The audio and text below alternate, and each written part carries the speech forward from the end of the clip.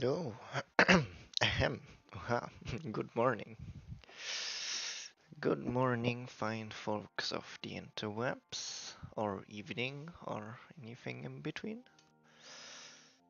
depending on where you're located. We're back. It's been 2 weeks, and I do have to do some coding again. So that's what we're gonna do. How's everyone doing? I'm expecting this to be like a really slow start. I kinda only do coding anymore, mostly for the stream, and doing all the other organizational things like outside of it, which makes sense. But yeah, I probably should do more, feature work again, but there's been a lot going on recently with deadlines and other things to finish. Okay, what are we doing now? We are working on location transitions. Our tech artists set up a really cool new feature.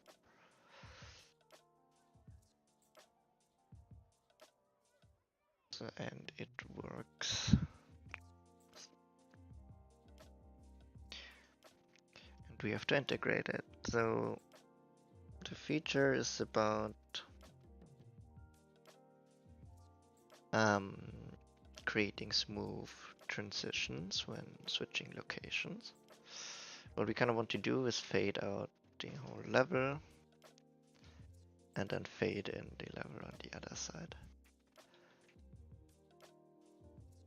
And now this is supposed to look as kind of you're entering the transition from one side, and then kind of the transition should progress like to half. So the whole level fades out. And then you move forward, like reach the end of the bridge, and then it should fade in again after the new scene got loaded. So in theory this works. In practice, we still need to connect it to the actual transitions.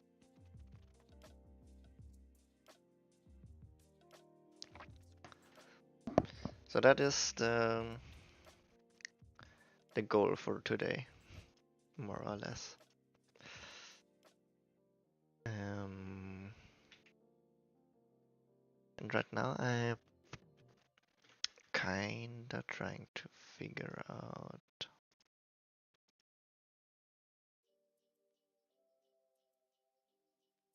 how. Because we have the code of the fog transition here, and basically the only thing we need to do is expose the progress into a runtime property and then kinda move that from outside. And then a few other things. Up the transition from bridge, yeah, we need to connect it to the actual bridge.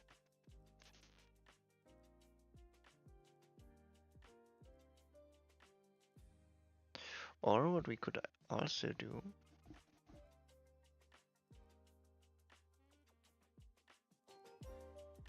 technically is just write the progress to a scriptable object variable and then read it from there.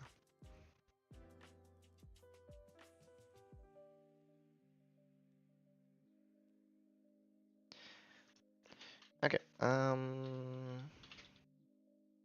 been a while since I had to work on the transitions. I'm always kind of dreading working on the transitions. I feel like I made a somewhat useful overview of the transitions at some point.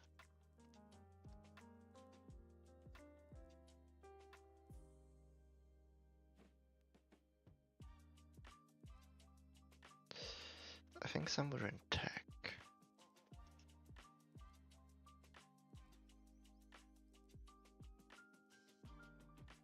Yeah. Okay, I didn't complete it fully yet. See, that's why I'm kind of dreading working on the...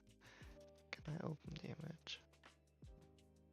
Can go to her. Because it's a little complicated. I made this in January.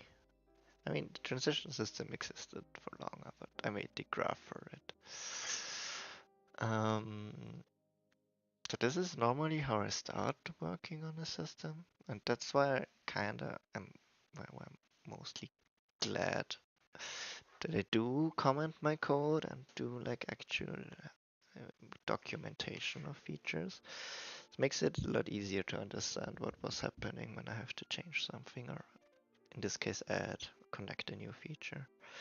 We don't really need this, but might be interesting.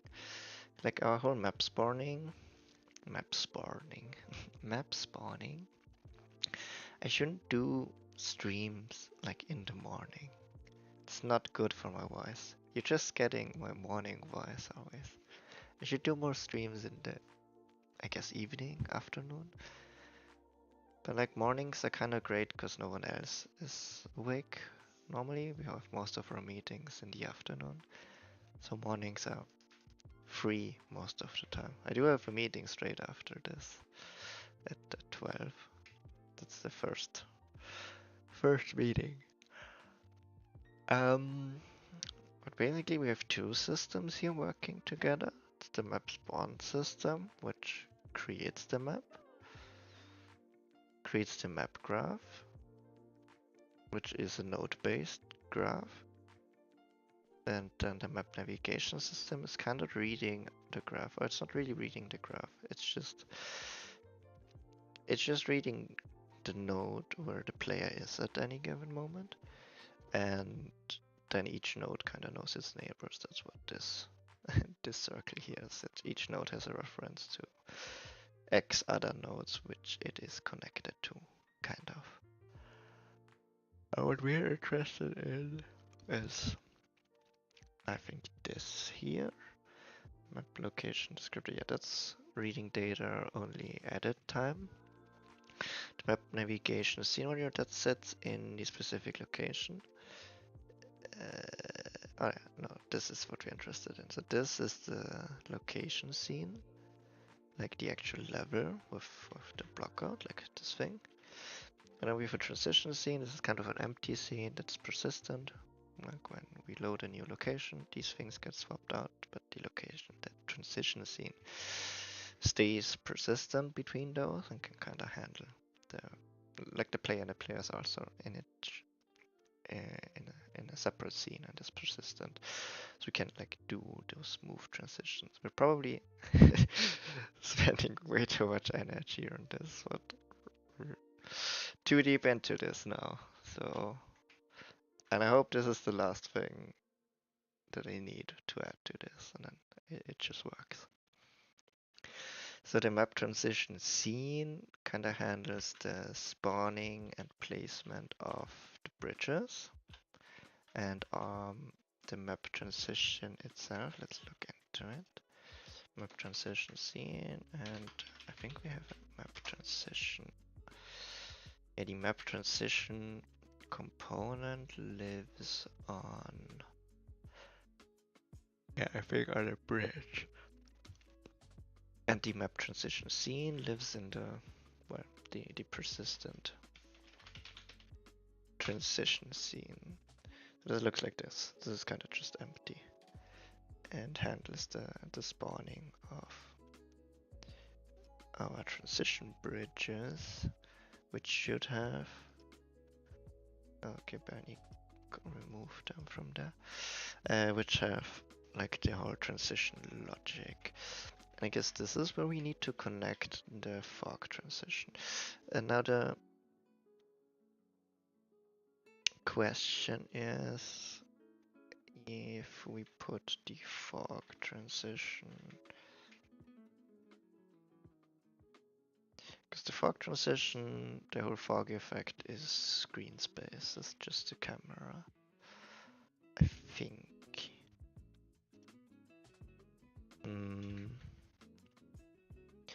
So it doesn't have to live in here, in the actual location.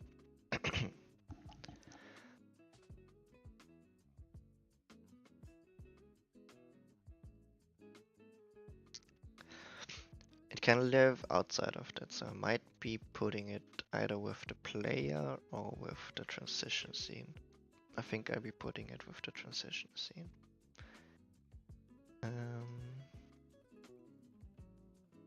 I mean, we can just kind of put it here.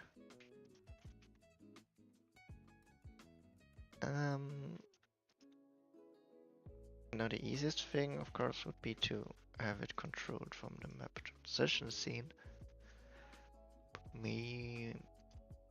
That's where things get a little weird, maybe.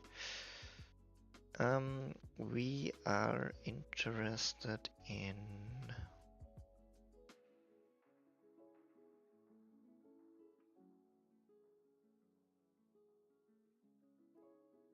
one value here, progress. Progress is a value set from 0 to 1 on the transition bridge, which kind of tracks how far the player is along. And I think it's like 0 to 1, and 1 is like the middle of the bridge. So maybe we need to kind of not clamp. Is it still clamping if you like do it on a bigger kind of stretch it to be 0 to 2. So we are interested in this progress value, which has probably gets set in the update value. And I mean, I guess the easiest thing would be to just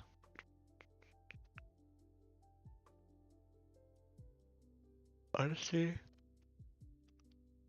I don't really want to change anything in here because it's like a 300 line component and it is complicated.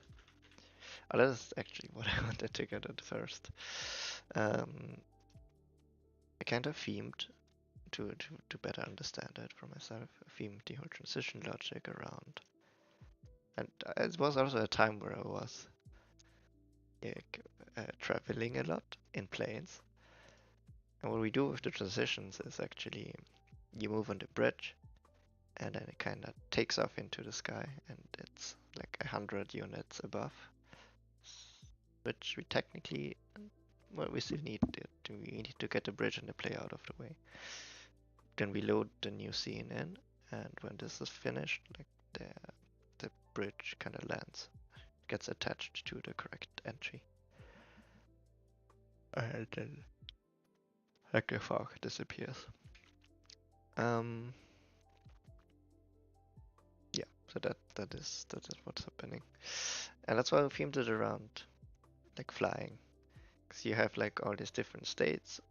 Yeah, kind of the states you go in when checking in a flight. So you're on the ground, then you're checking in, then you're boarding, you're getting on the plane, which is like in this example we had earlier kind of happening here. Then you take off, you're airborne, and then you land on the other side.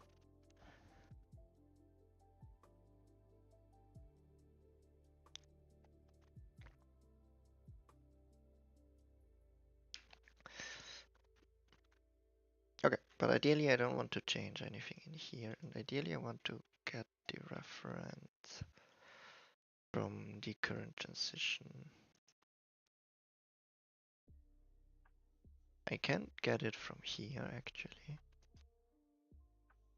Current transition.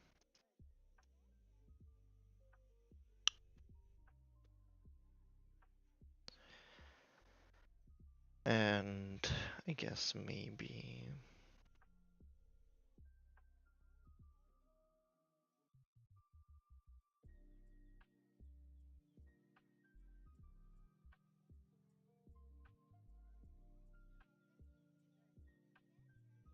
have, I'm not sure if it makes sense to have like events here.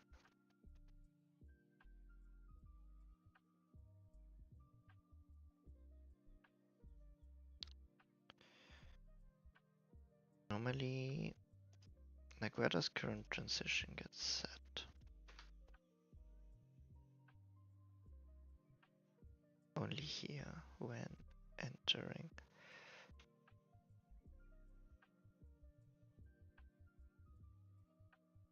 Start boarding when here it's kinda on landing on enter location. Data current transition. Okay, I mean we can kinda check.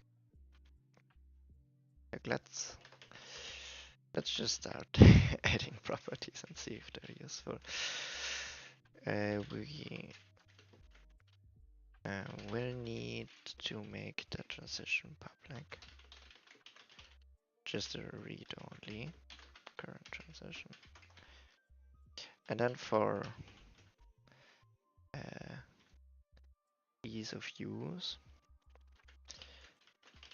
let's add a is transitioning bool, which just checks if current transition is not null actually. It's transitioning when it's not null. Which yeah, isn't the most like okay, we might want to change that depending on how we implement it here.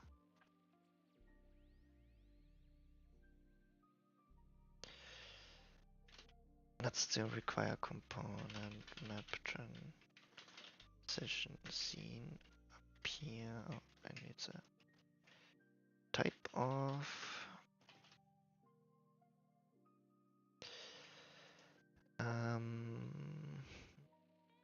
where do we have references? Let's put them at the bottom.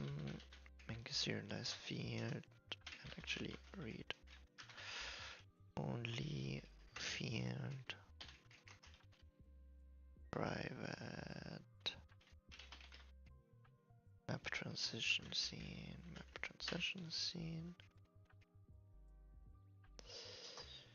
then and on validate we fetch it.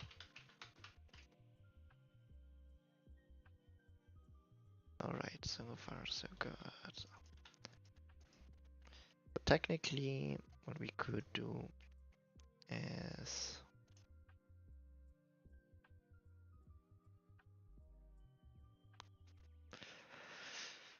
well our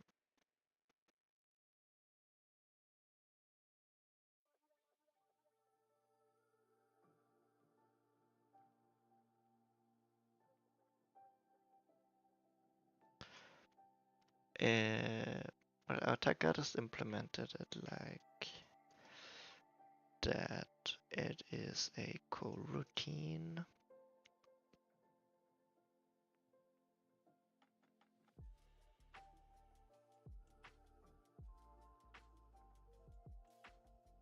It's just because we do normally a prefix for coroutines. I think CR underscore. Right? Right?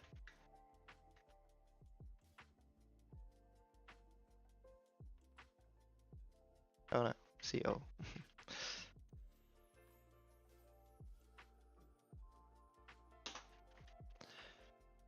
I guess this is fine. I don't really want to move it to an update. It also means that we're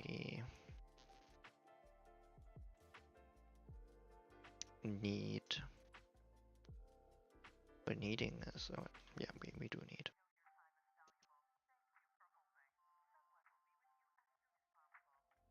Yeah, that's not happening. we should add like, we have a location entered event.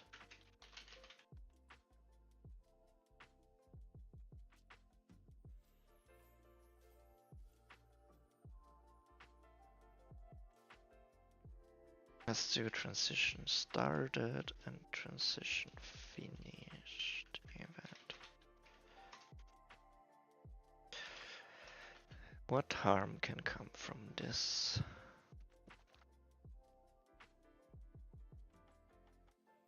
And then here,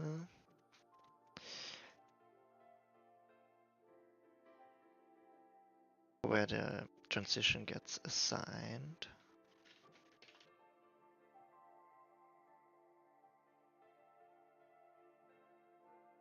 we invoke the started and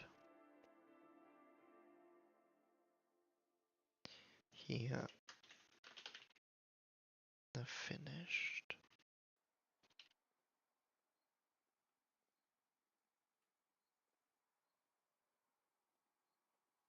Let's call it terminated. I don't really know what it means.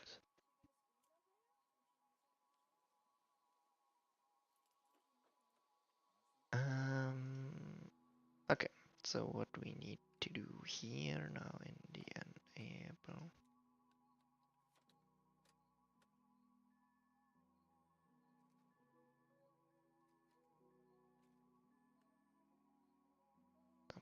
Okay, that's fine.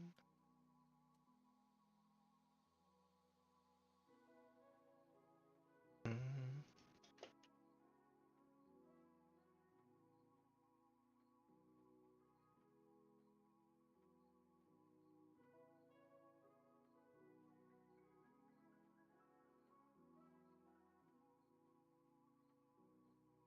I just like having explicit statements here. Private void on transition started.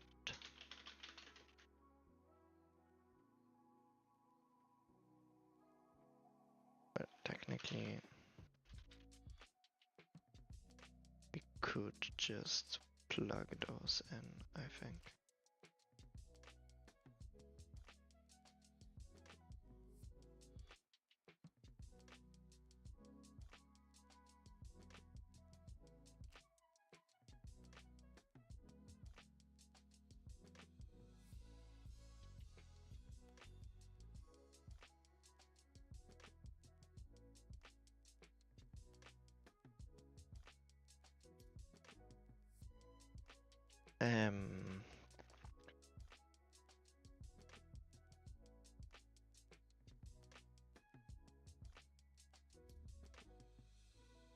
I'm not sure why we are passing a value.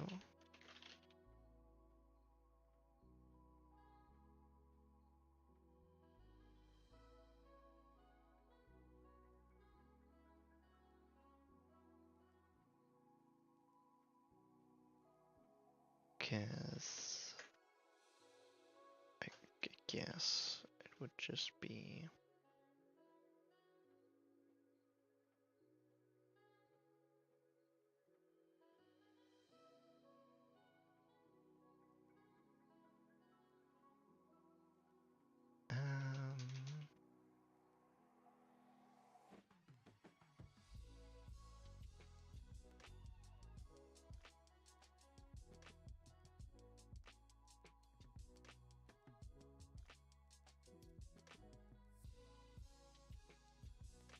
where is this?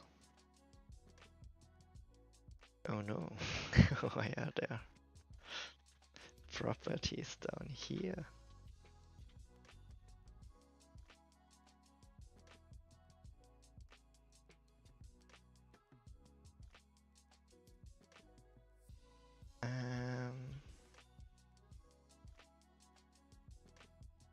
To rename this transition.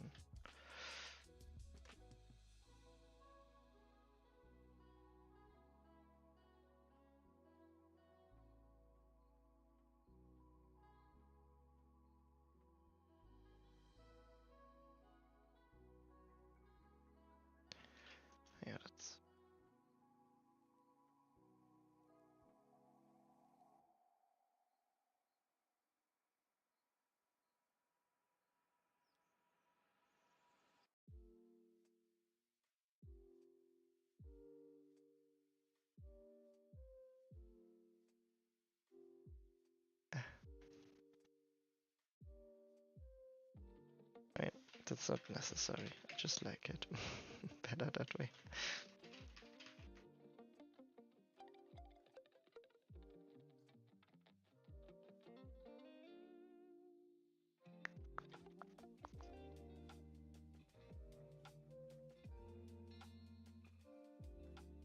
Could move that down here and have it show.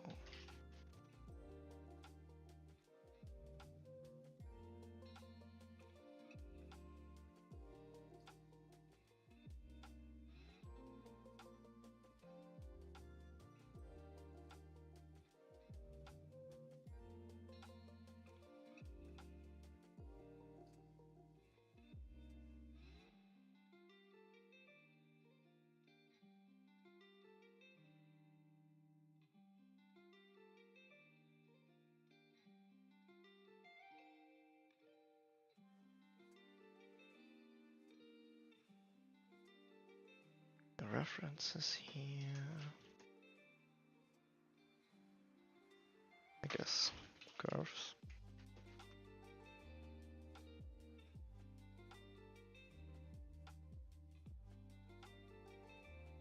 Settings.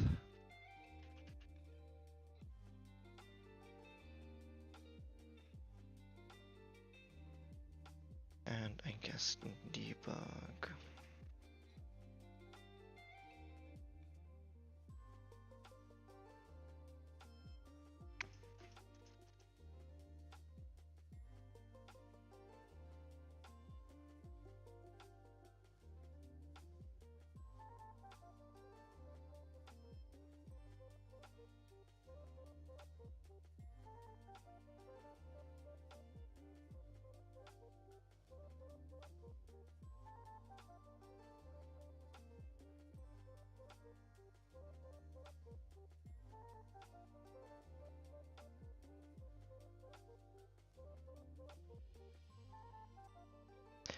Okay, well, actually, let's ignore the whole debug part.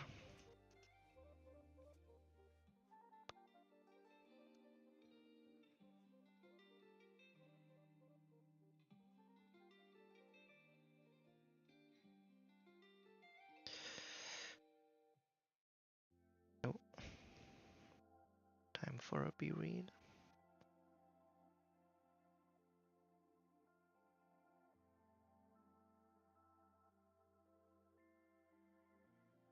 Well, everyone, smile.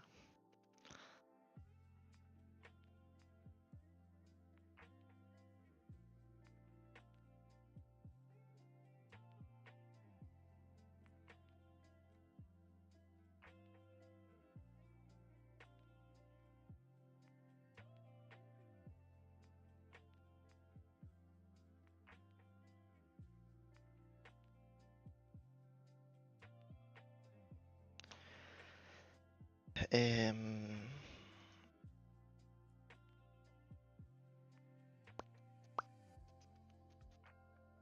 let's remove the set method for now.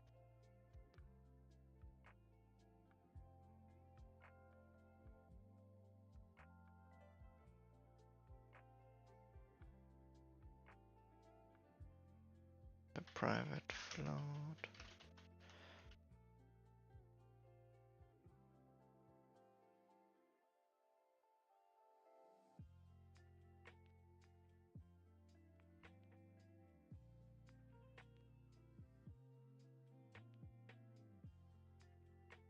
Should enforce our naming convention with our attack artist.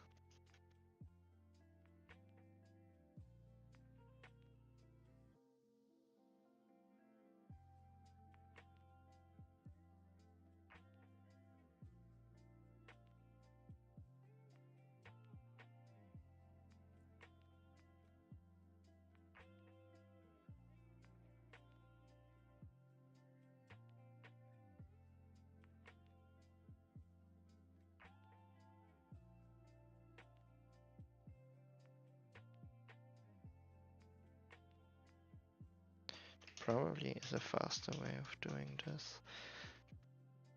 But it also gives me time to think.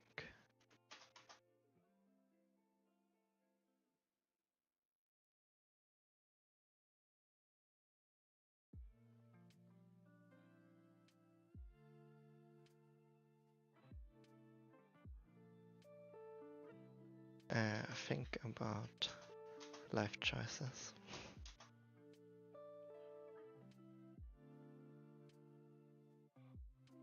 Oh, by the way,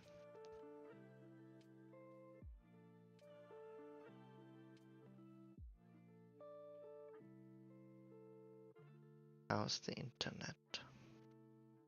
Because I got a new Wi-Fi adapter, and I'm kind of worried that my performance, or like the connection, suffers from it. I mean, I guess I do have stats here somewhere. Just never know where to put them.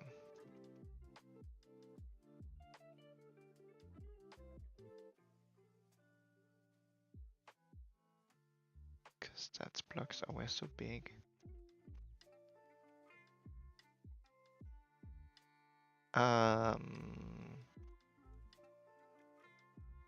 I think it's looking good. I think it's looking good.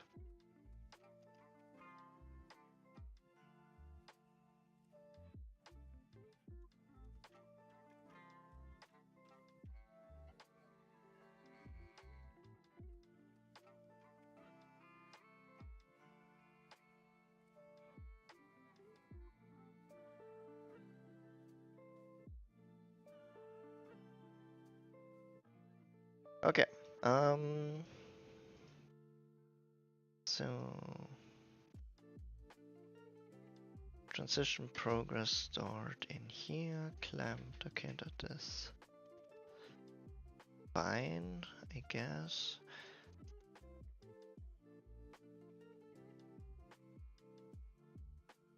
Now we need to read progress from transition here.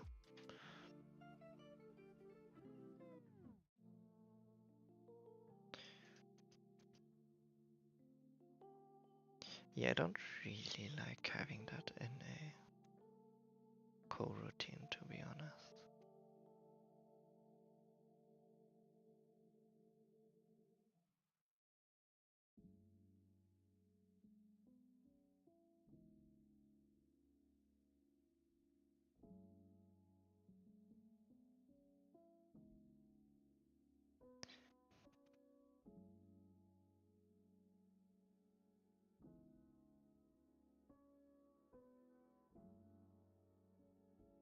Well, it is what it is. We can change it later.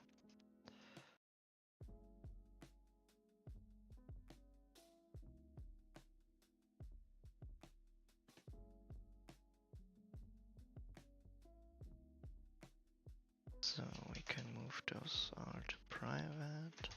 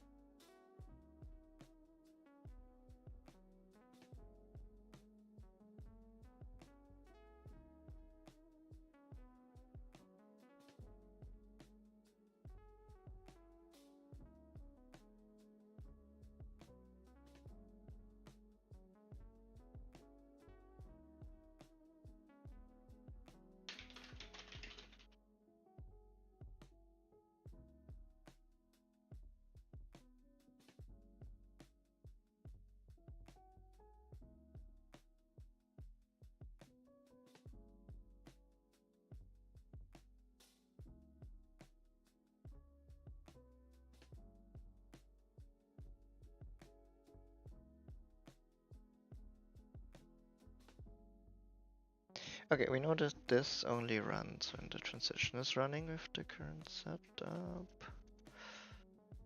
I mean, we still need to connect map transition scene. Started event, add listener on transition started. on transition terminated.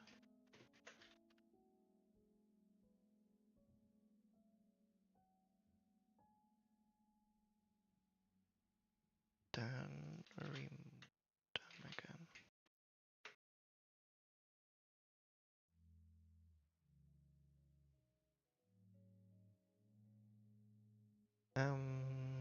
Then here.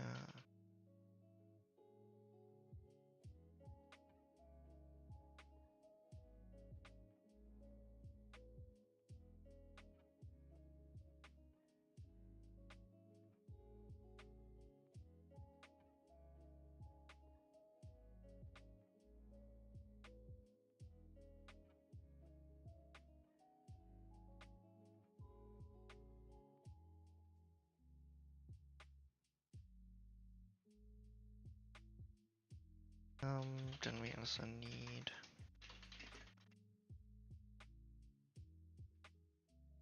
max progress on transition. Guess I'd set it to 1.5. And this is actually question: is the progress clamped? Okay, maybe let's ignore that for now.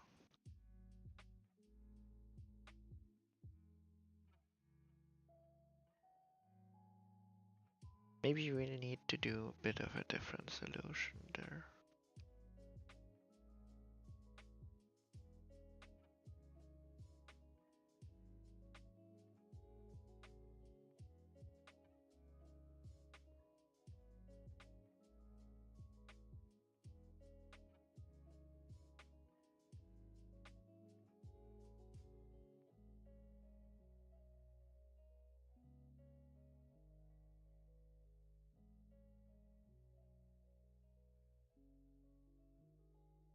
I don't think it gets clamped. I guess let's just try it.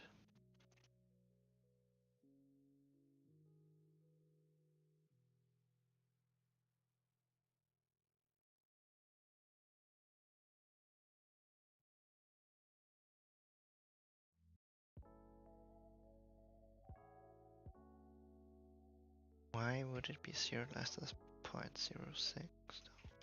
That's a new thing. Oh, because of this.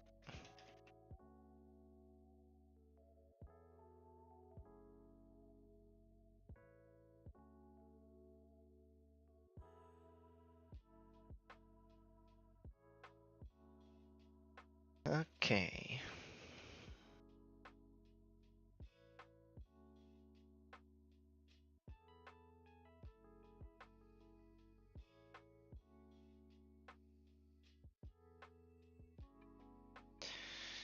Now we're getting a value from 0 to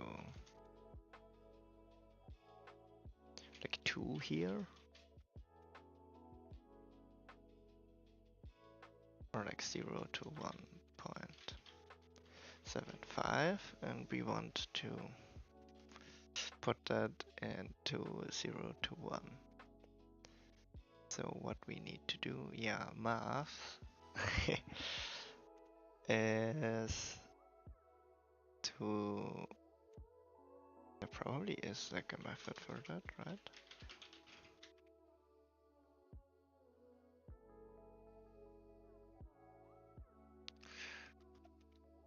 That is not clamp.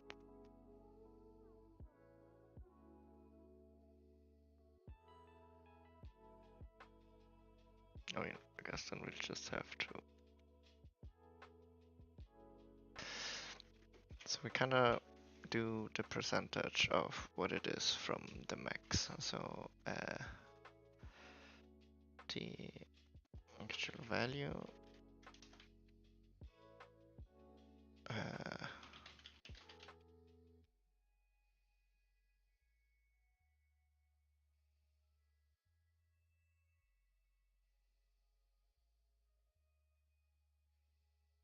is progress divided by max progress. on transition. So if that's 2 and our progress is 1, then it's half.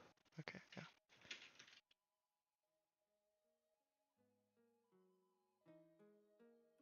And then we could put that here in our clamp. I don't think we actually need to have this.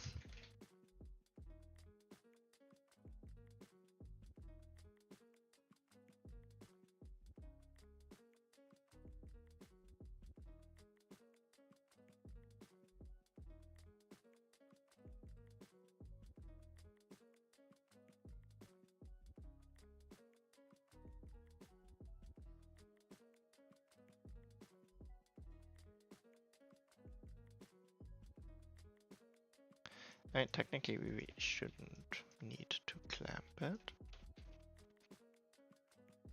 but it doesn't hurt.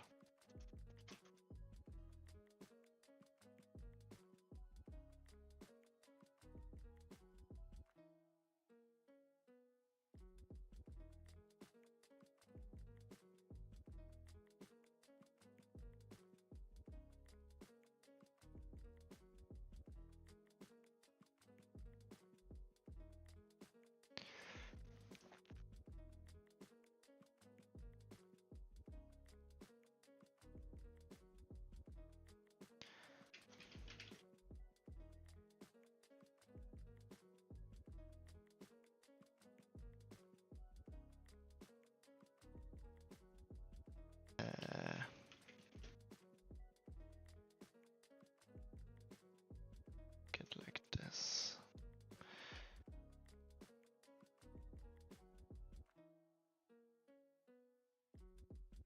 Don't need to keep track of another bool. And yes, checking with null is more expensive.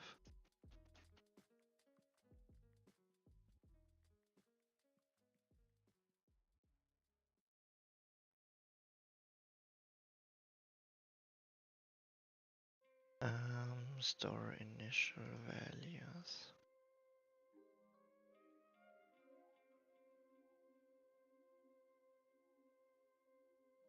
Where does this get? Only in the enable.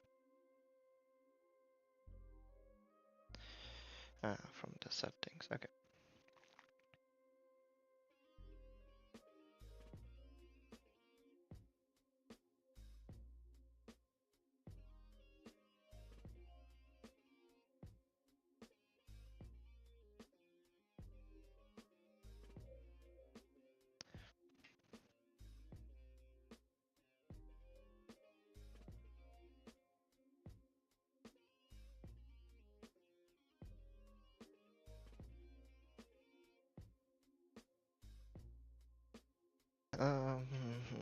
I think we will be running into a problem with having to swap certain things. Or not. We do have to reset progress at some point, and I think we want to do it.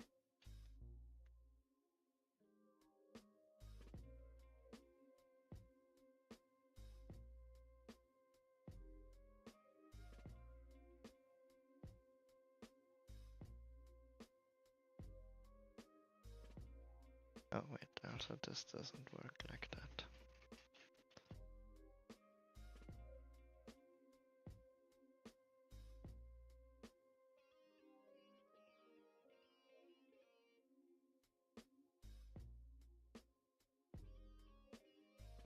Or it does. How do coroutines work?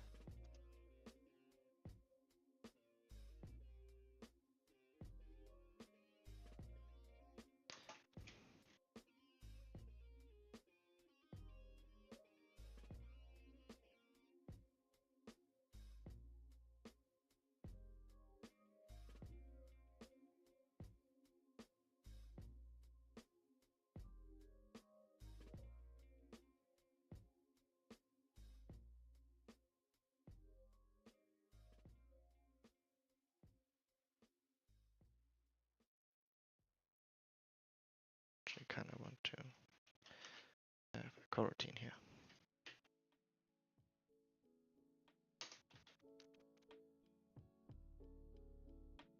Maybe I'll move it to an update.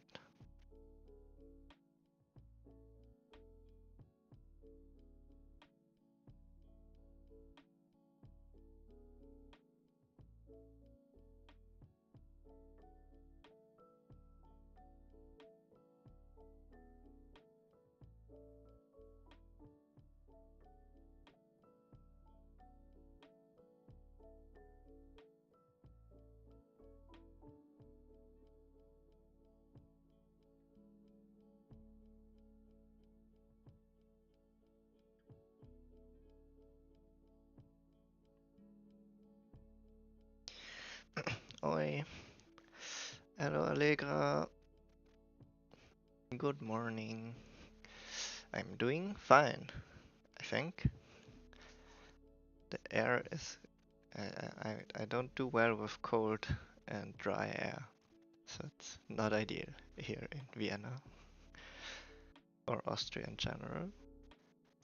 So that's why my voice is always a bit coarse for the next 4 months. But other than that, going well.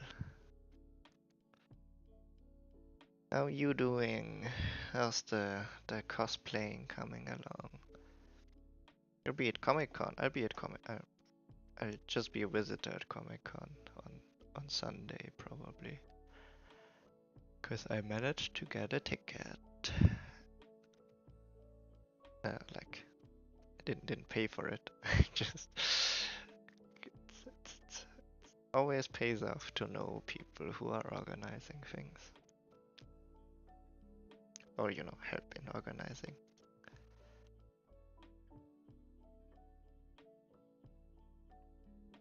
Okay, I'm reading progress from the transition. I feel like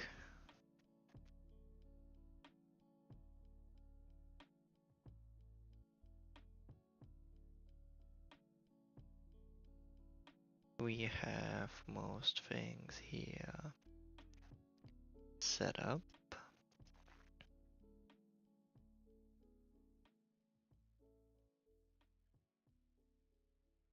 I think one thing that's still missing though.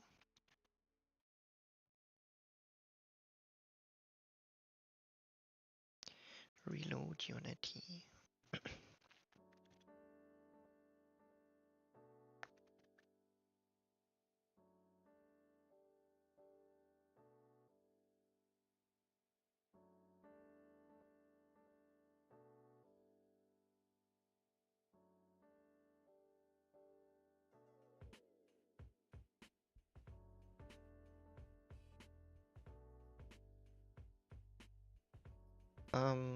Unity somewhere. Yeah. That we still need to global fog, local fog A, local fog B. Oh no. Oh no. We'll have to fetch those in runtime. So basically those.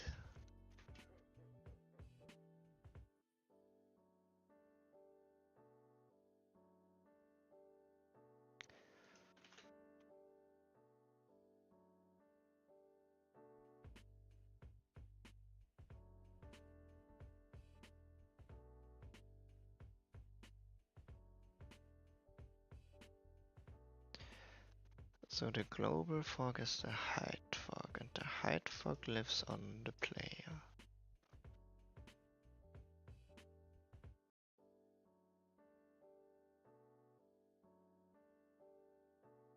Well, the camera we can get from descriptable object. The global fog we can get from player.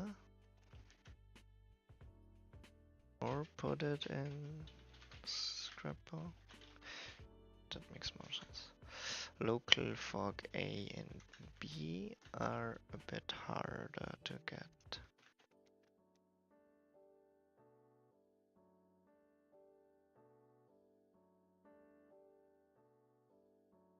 Because those are specific to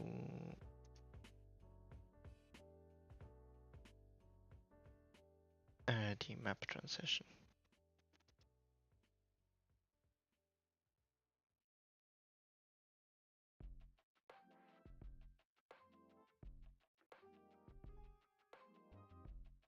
Ooh, an Elden Ring cosplay.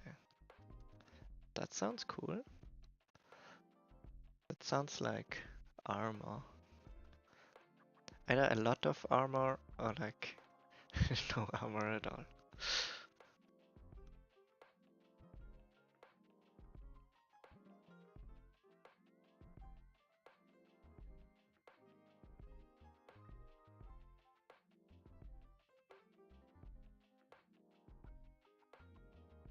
Or you could, I bet you're doing the giant pot.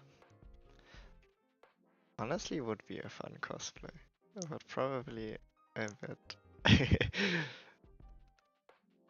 not fun to make.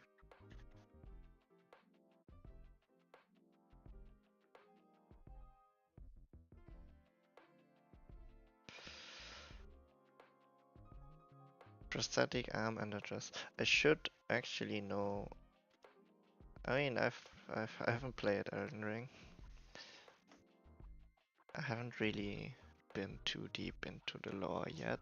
I kind of wanted to. I'm just seeing a playthrough of the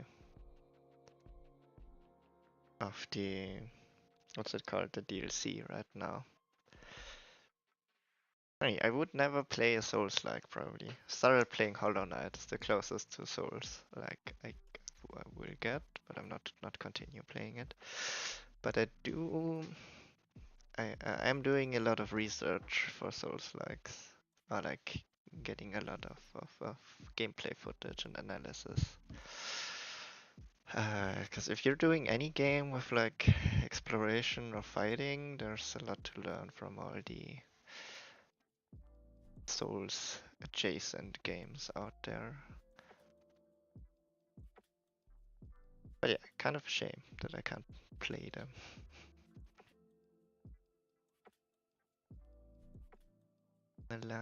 Melania? I think the pronunciation is always a bit weird with George R.R. Martin names.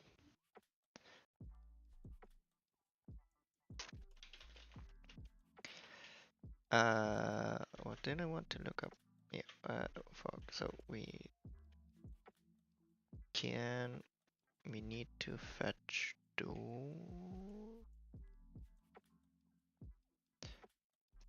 let's say like this.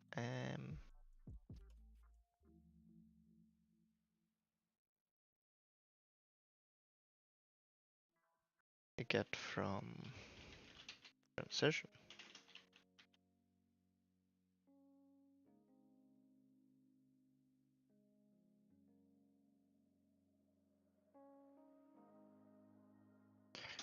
Transmod fog map transition module.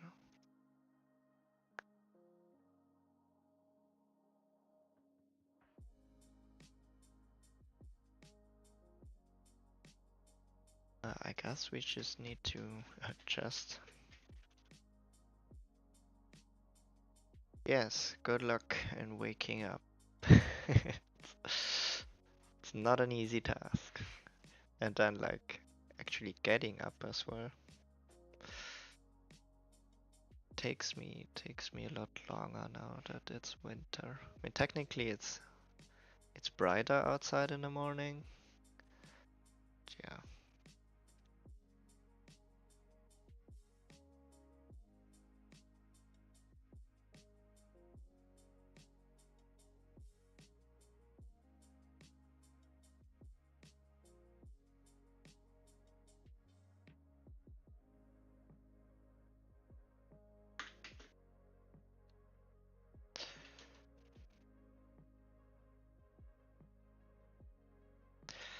Okay. Let's start with getting access to those.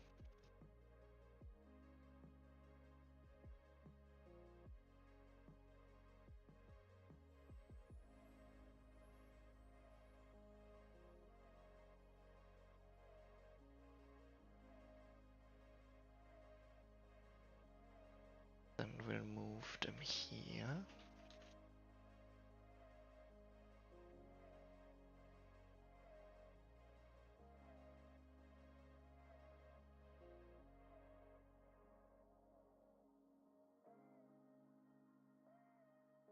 Um,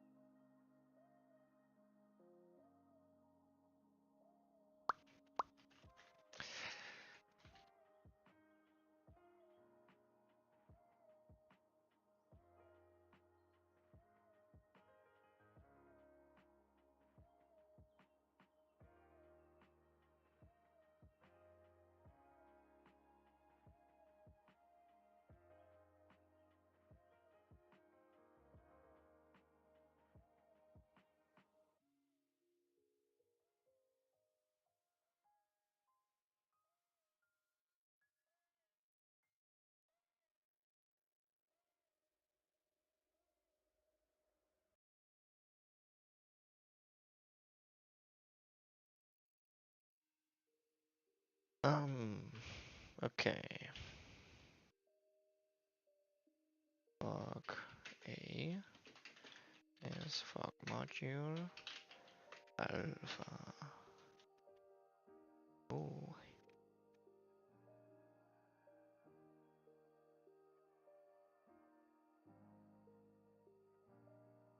wait, we have a mesh renderer here.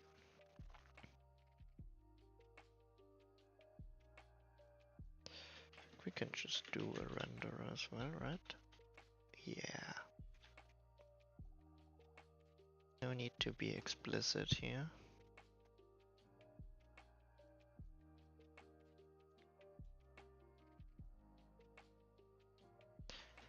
And then fog B is fog beta.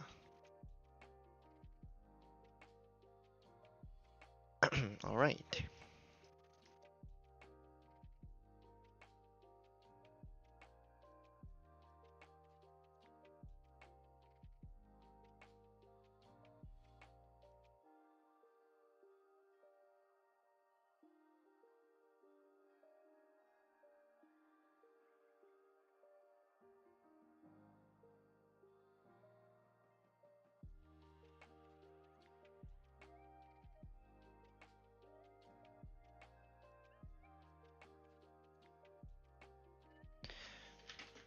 Then checking if this exists.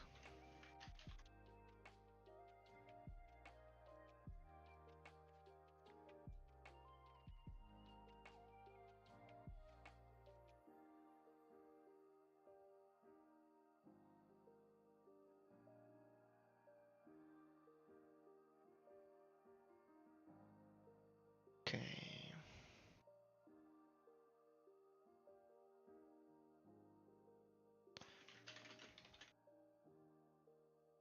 Get progress from transition.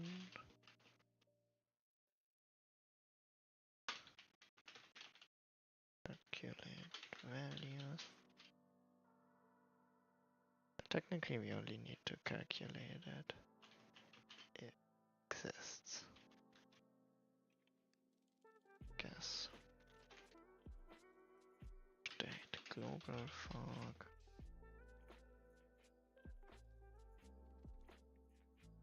State local fogs.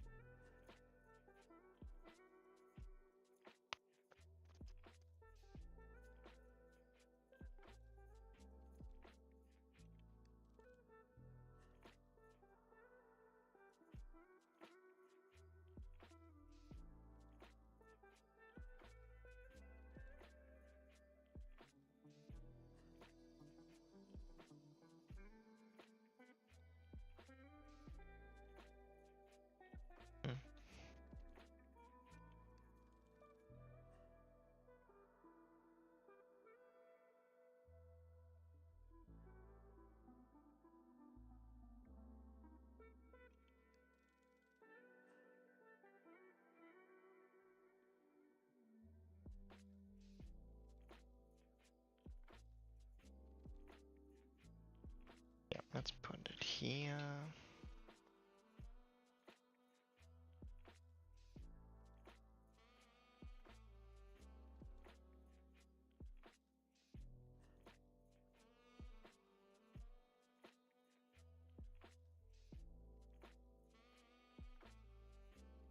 Now with the camera.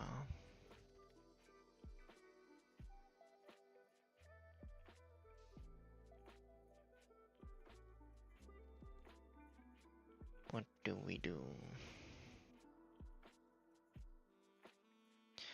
I think that the camera actually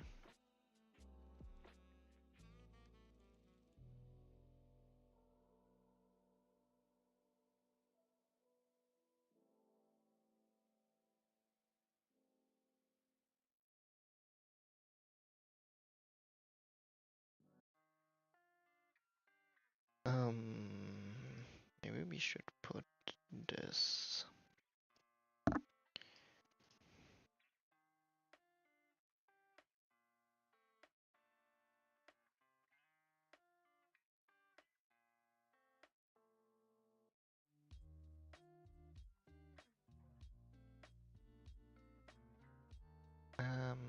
Into a game object variable. Go camera player.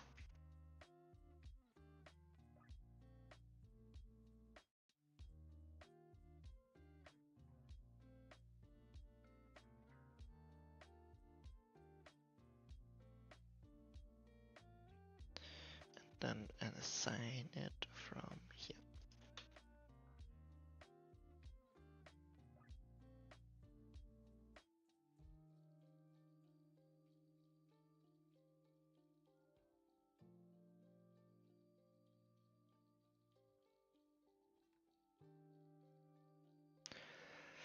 And I think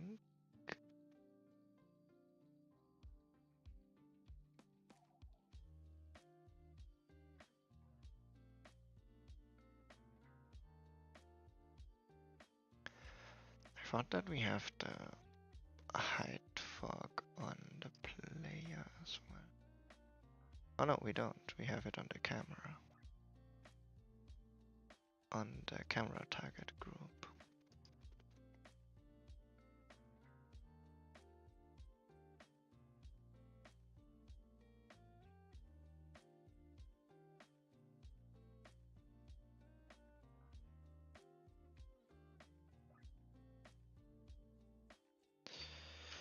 So it's also go fog.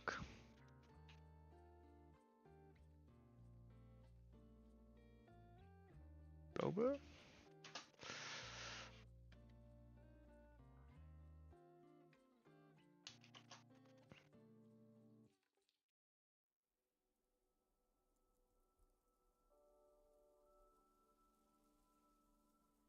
Now this one applied to the camera, applied to height fog.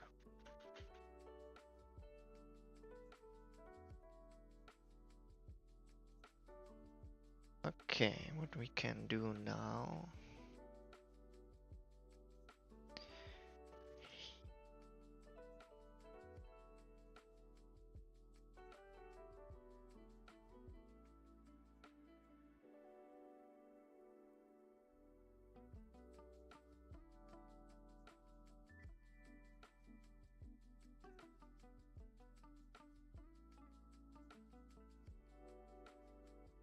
I think I want to add them here actually.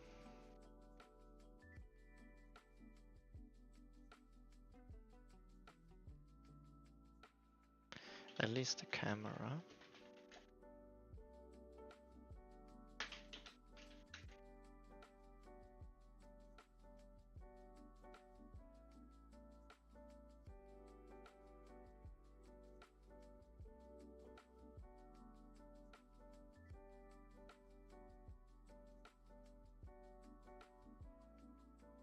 Fog, global instance variable.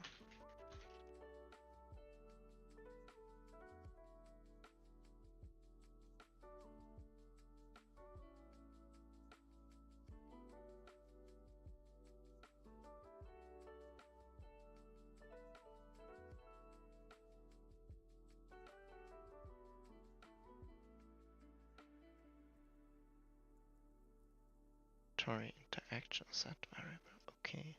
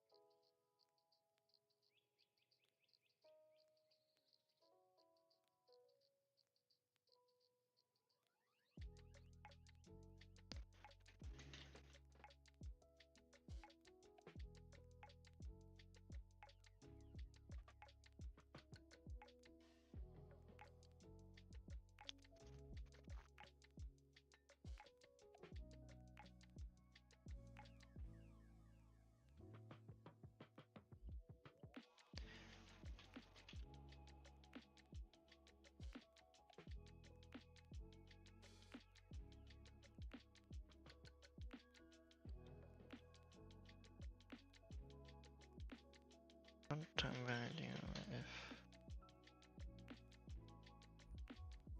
null, return null.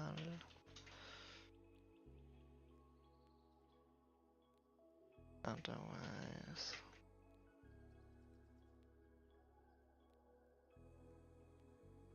guess.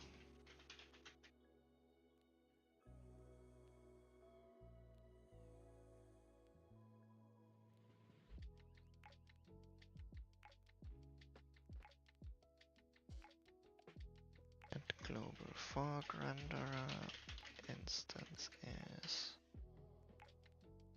fog instance. Same thing if instance is null, turn null. Otherwise,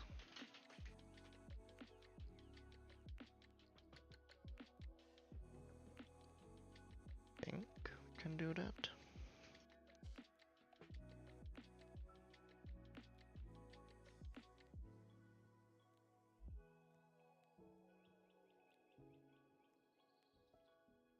Yeah, and we need to subscribe to player changed, because that's when those instances will change as well.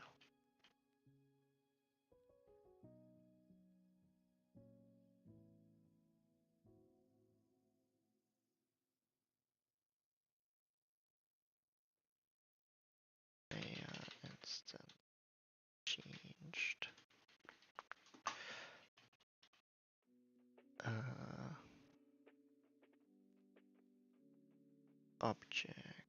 Object, not a game object, no, just an object.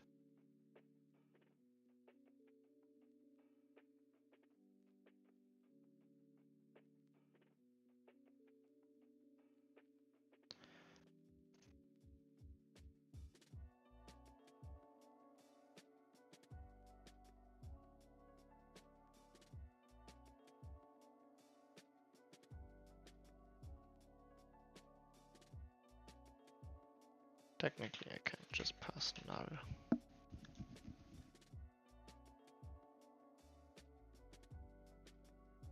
We're not really interested in the actual player instance, just need to get the message.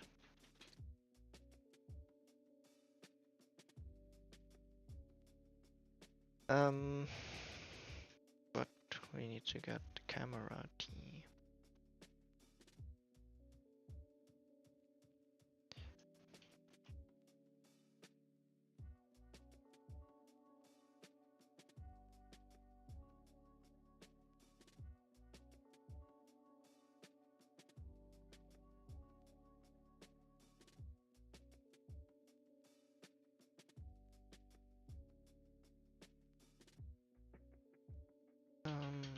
Fetched from player.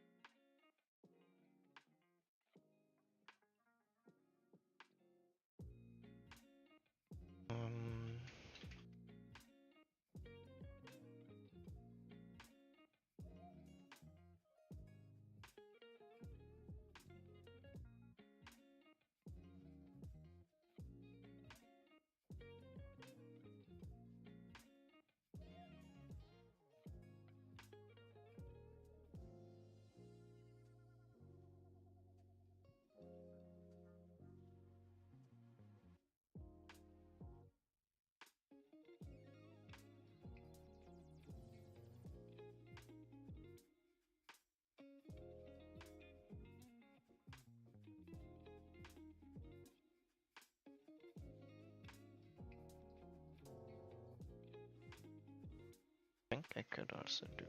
Oh, then I can't remove it anymore. Okay.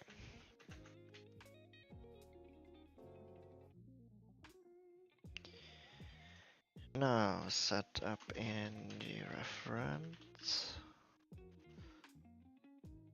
Delete your references.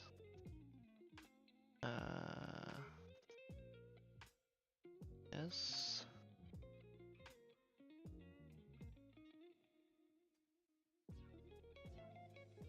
This foreground.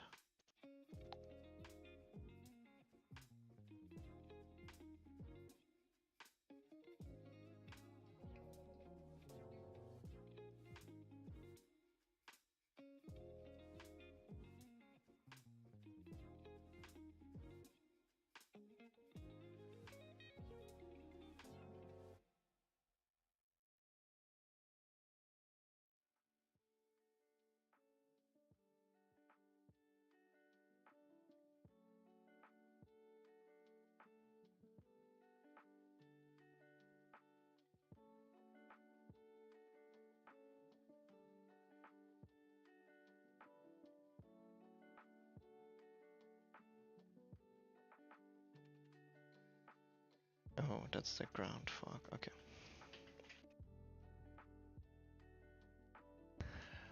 That's like... I now have like 2 layers of fog. This one... Wait, no.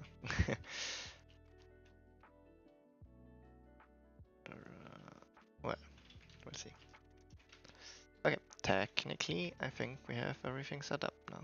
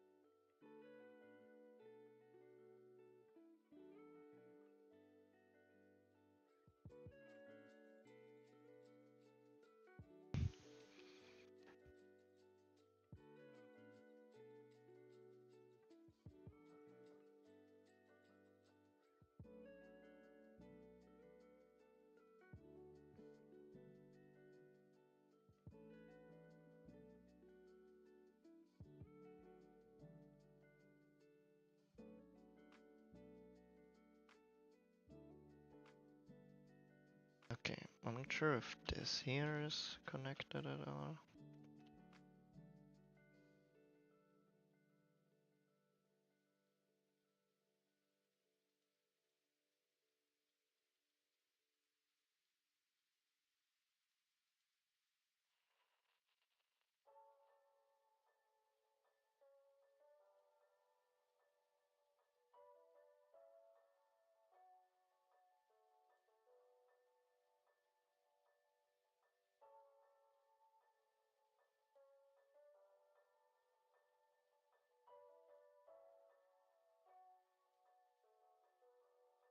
Alright, moment of truth, I guess.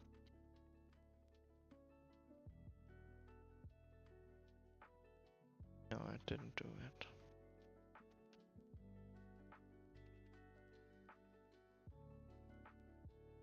I mean, part of it worked, at least.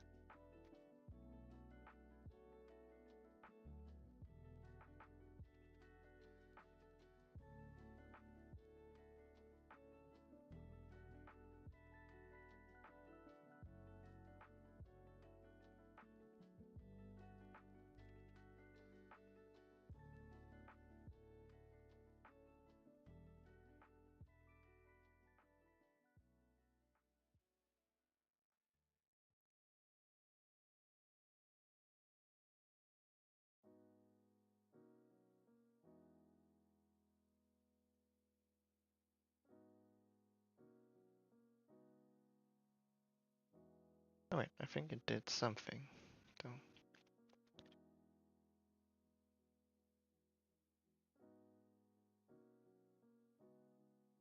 I think there's like a little bit of fog.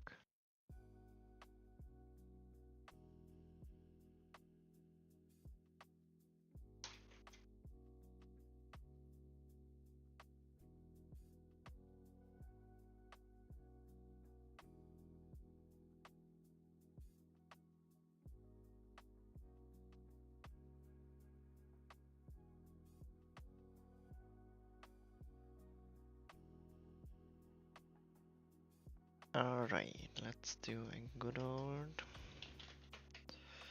debug log.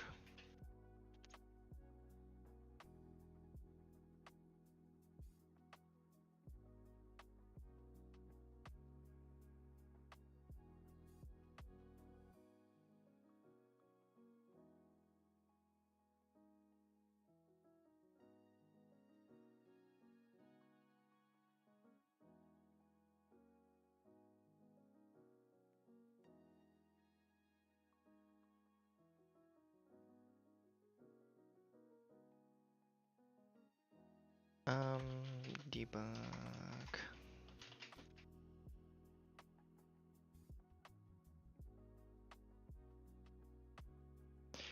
Transition progress.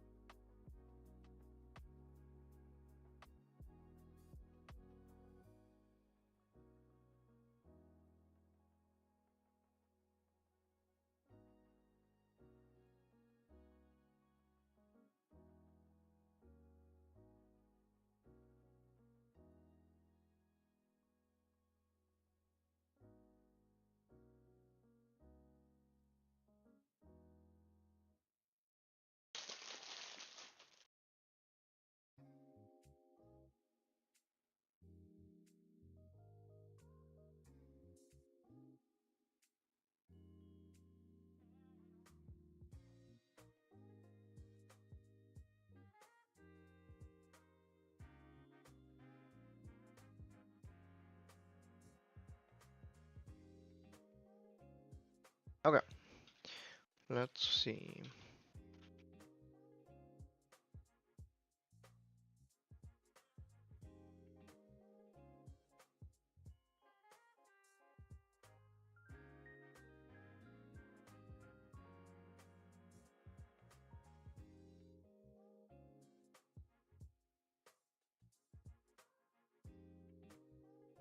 Okay, I guess fact is it doesn't get set at all. So we never reach this here, which means this gets never called, which means this gets never called.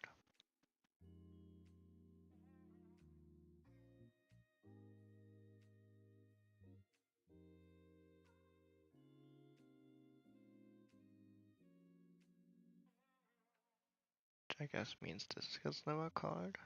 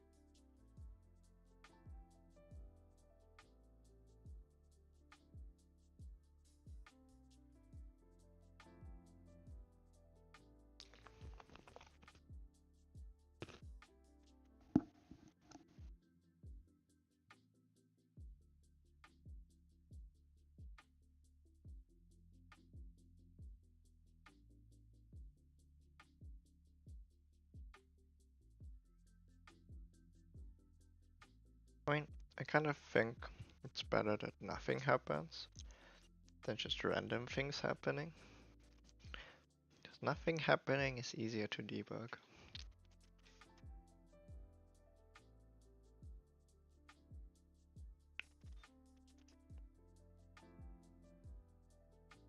Oh, that's the problem. The whole component gets disabled because it throws an error here.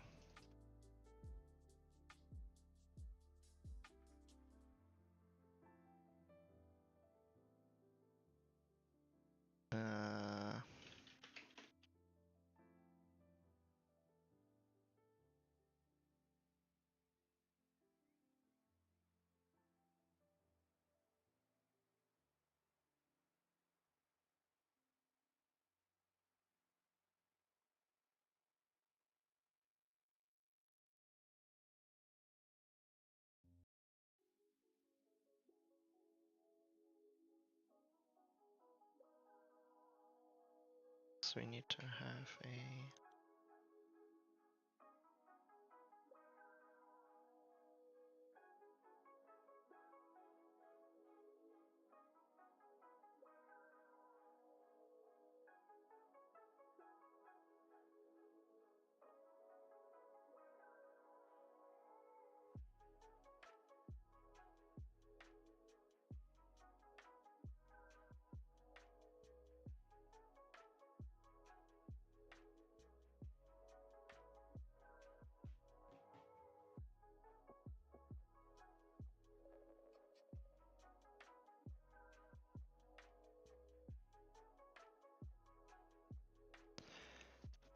okay.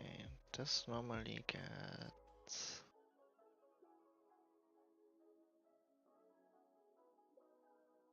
called on enable. We can't have that on enable. Global fork gets set here. And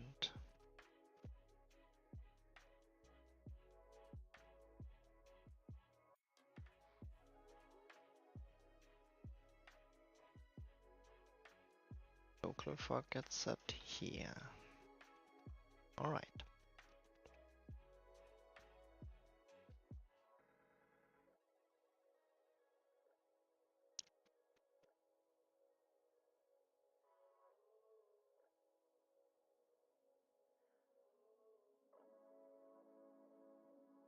Next try.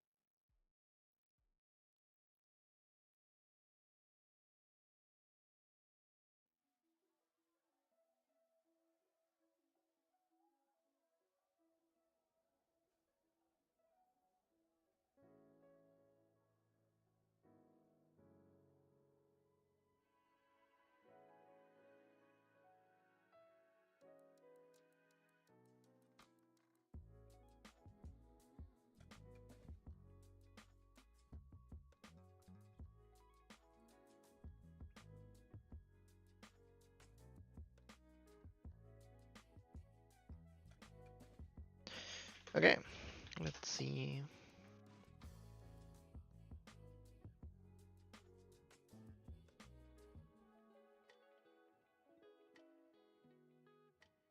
Okay.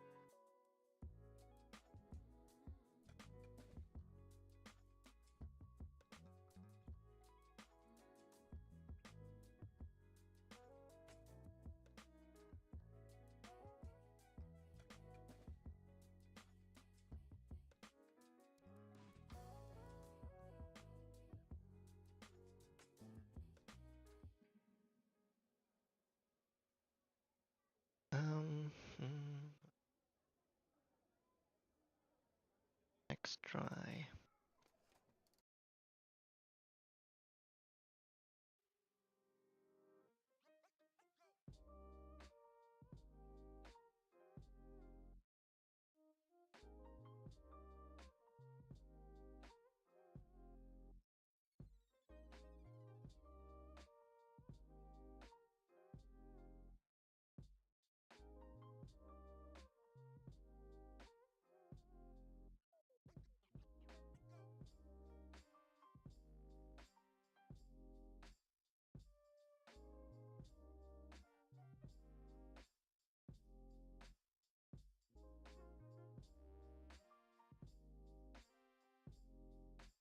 Wait.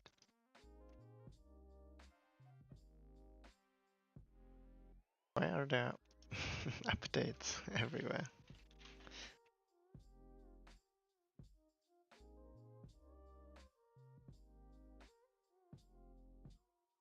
I guess I need a reset or initialize method.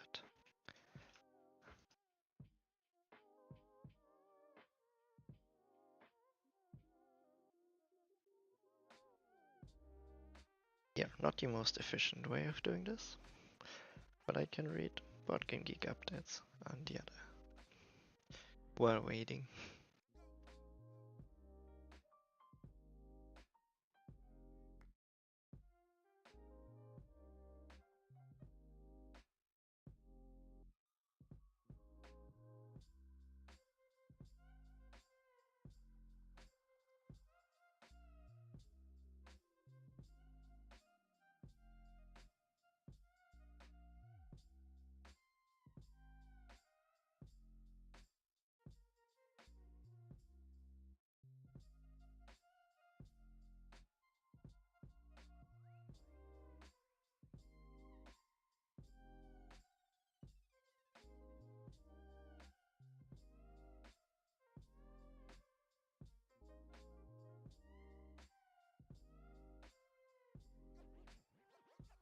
Okay.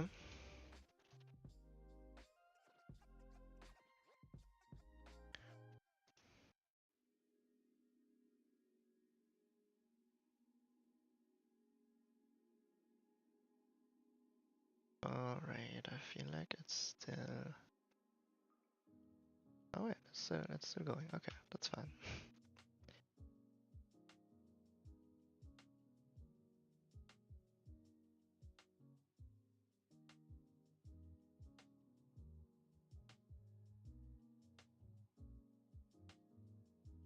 Alright. Oh yeah, I mean technically I don't need those breakpoints anymore.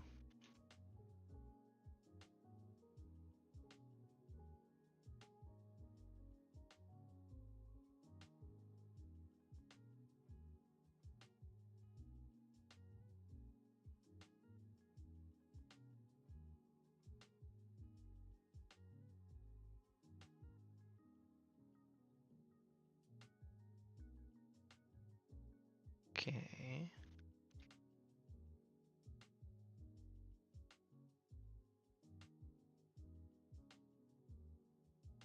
What?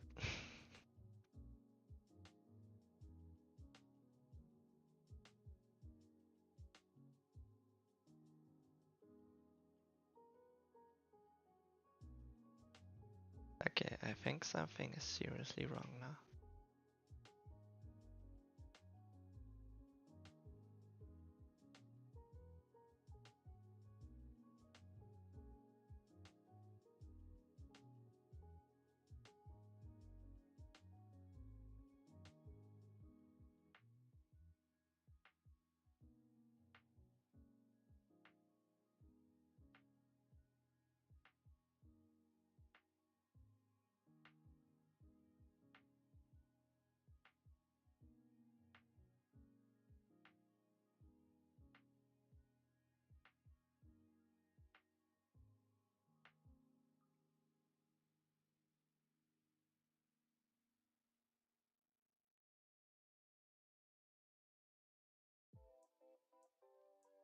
I guess maybe progress doesn't get updated like that anymore.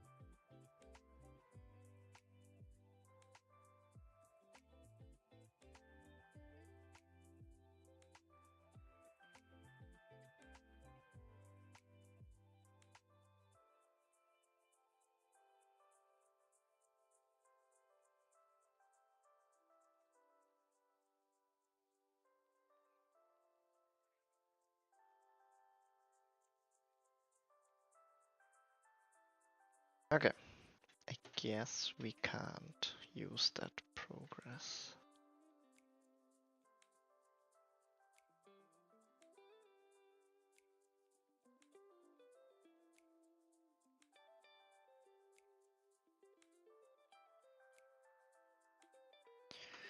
Um, shame.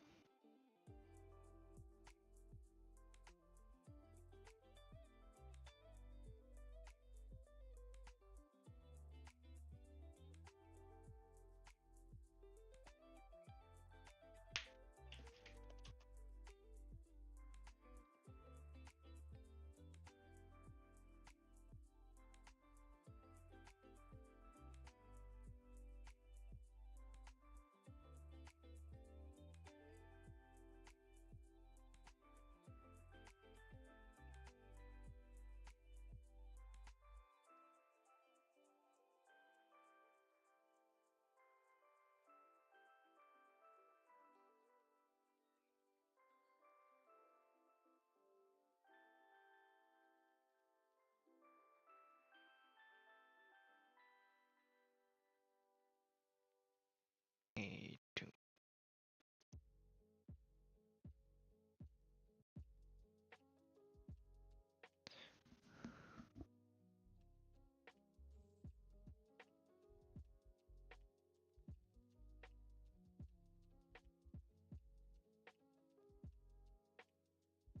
Well, we could try calculating it ourselves, I guess.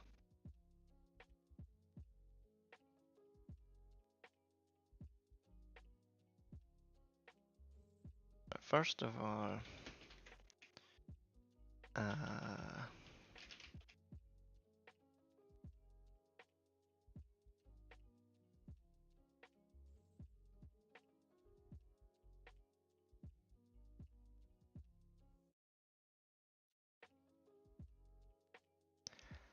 let's commit what we have for now.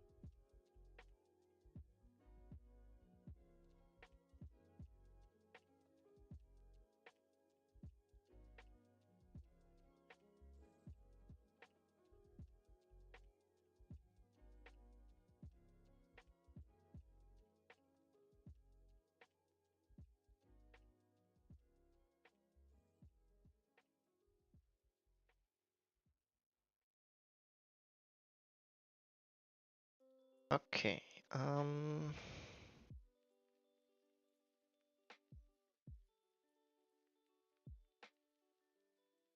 let's also get connection start and connection end.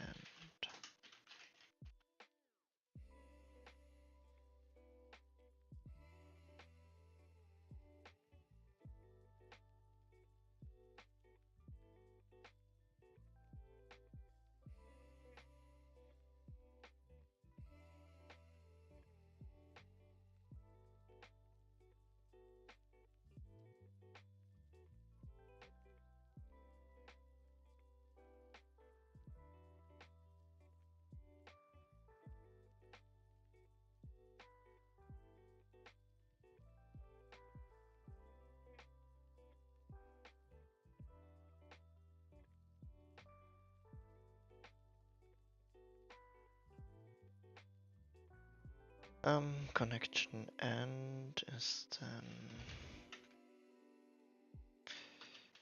better, and sometime at some point it gets switched. So maybe we need that information, but for now.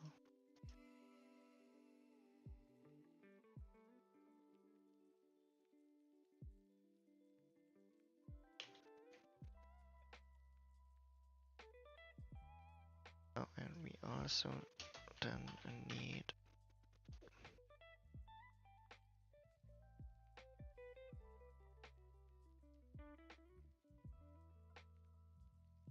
the player character.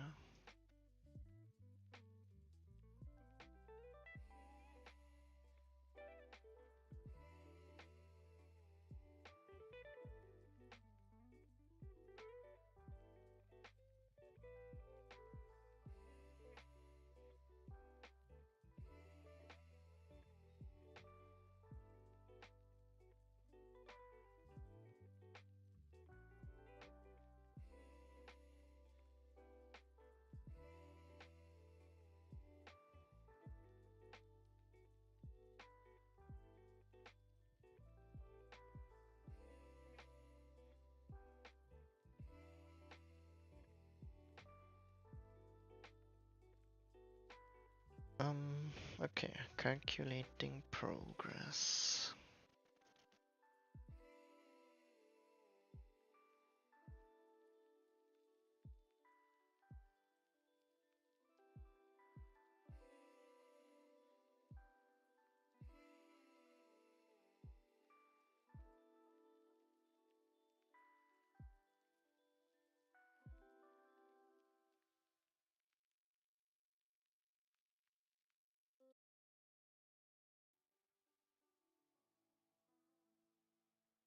Seems more complicated than it needs to be.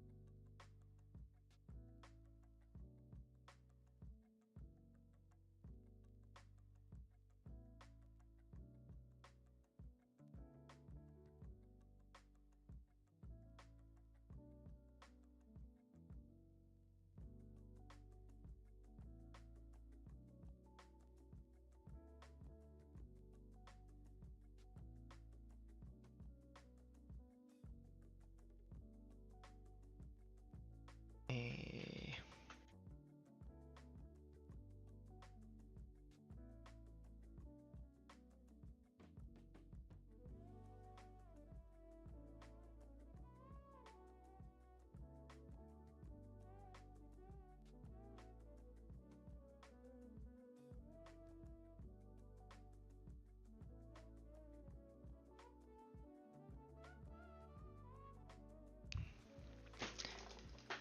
Hi, hello Astraya underscore Exe. I'm still unsure how people deal with usernames. Do you like abbreviate it like a name? Do you always say the whole thing? But some of them are like really hard to pronounce. You just go for it with confidence. I don't think people really judge that much.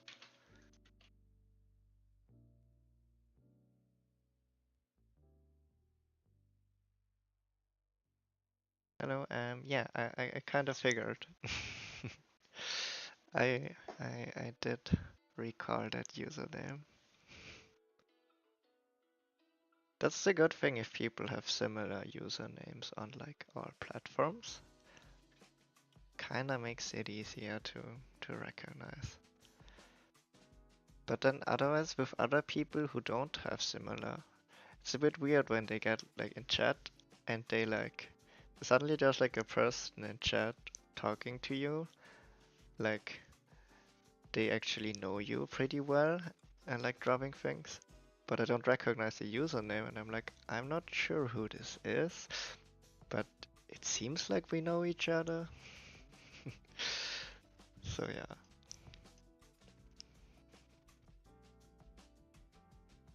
I guess it's also, I mean, I guess I have that in real life as well. Now meeting a lot of people, you're like talking to someone. I just had it recently at the Gamedev meetup where like I was talking to someone and like someone started talking to me and it was so obvious that they knew me and I had no idea who they were. But like it was so obvious that they knew me and they kinda expected me to know them as well. And I was like trying to ask questions. It's like an interrogation.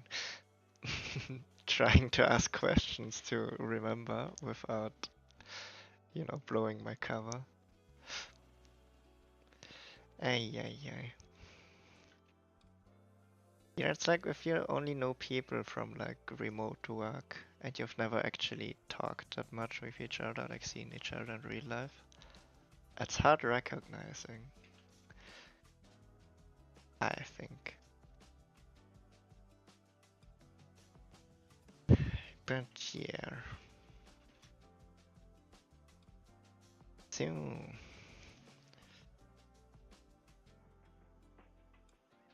I'm currently doing math things, if anyone's wondering. I'm not good at math, despite contrary belief. I actually got a book recently.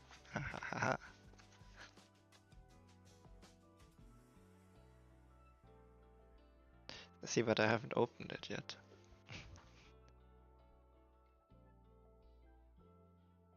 Kleine Formelsammlung Mathematik.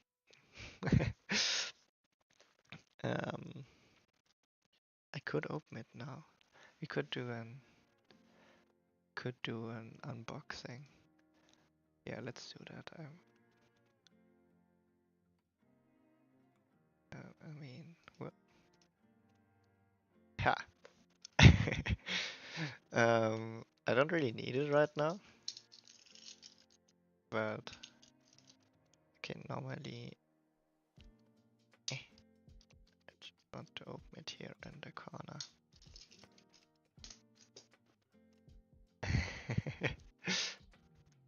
I'm not okay. I am procrastinating.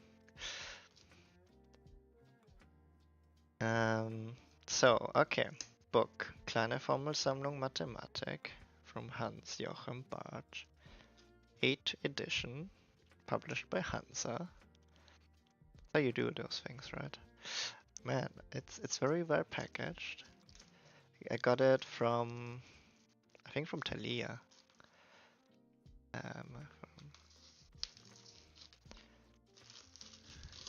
Yeah, okay. So that's the book. It has pages. Yep, smells like a new book. I think it's with books always important to do like a smelling test. I just like the smell of new books.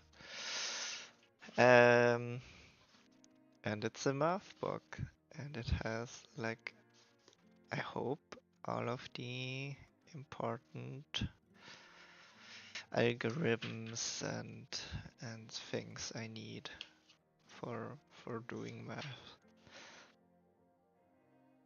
Kind of just wanted to upgrade. Like previously, I've still been using the book from Matura, and I kind of wanted to upgrade something with like more context. And like the only thing I really need normally is like linear algebra. If I'm doing like, cause like in games you're mostly working in 3D or like 2D space, and like if I need something, it's mostly some kind of vector calculation.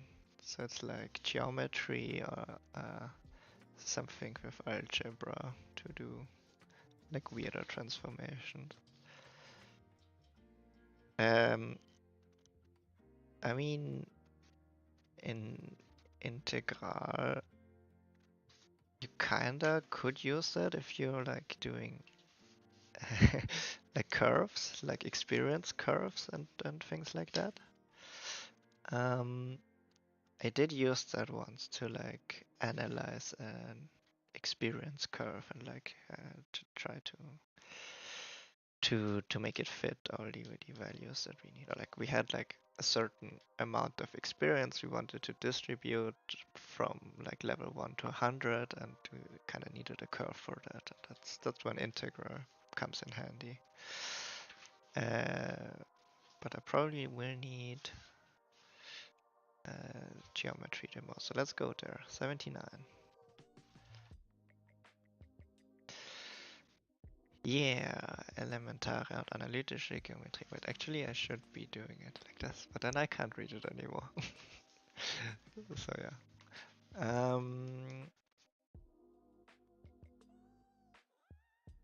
Okay, yeah, angles. I mostly just need it also for like, I mean, I could Google those things as well, but I don't know, feels way more fancy to have a book. Oh, I do have better lighting as well.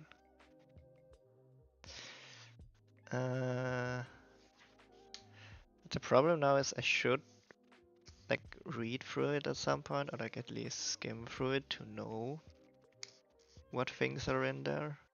So actually remember to look it up when I need it. I think that's like the whole reason for school. Not actually remembering the things, just remembering that it exists. And then when you actually need it, you know, ah yeah, I've heard about this concept, and this would solve my problem right now, so let's look it up, I guess. Yeah, I mean, I should put, I bought actually like small things too. Yeah, those. I've bought like small stick up index tabs to like mark the very important things. Hello Anya, you've tried there. But technically I'm supposed to do coding, but now we're doing a book unboxing of Hans-Jochen Bartsch Kleine Formelsammlung Mathematik. We already established that it has a decent new book smell. It's not too intense, but you know what to be expected from a math book. Has a nice weight to it. It's not too overwhelming. It fits. It's like the right size to fit in my pocket. This is also very important for books. Like I've got pants. Oh wait, this is getting weird now. But I have pants. Well, I could just stop the sentence there. But I have like these cargo pants with their pockets. And like it's very important for me that a book fits in those pockets so I can actually take it with me. See, perfect. Like I kind of hate it when a book is like soft cover and it's like a Taschenbuch, but then it's like too big and you can't fit it in there. Yeah, so see, perfect traveling lecture. Maths. Yeah, the other book I got, if we're already here, that's for another project I'm working on, is Simply Klimawandel. Wissen auf den Punkt gebracht. This I already started reading, and I can recommend it. Like if you're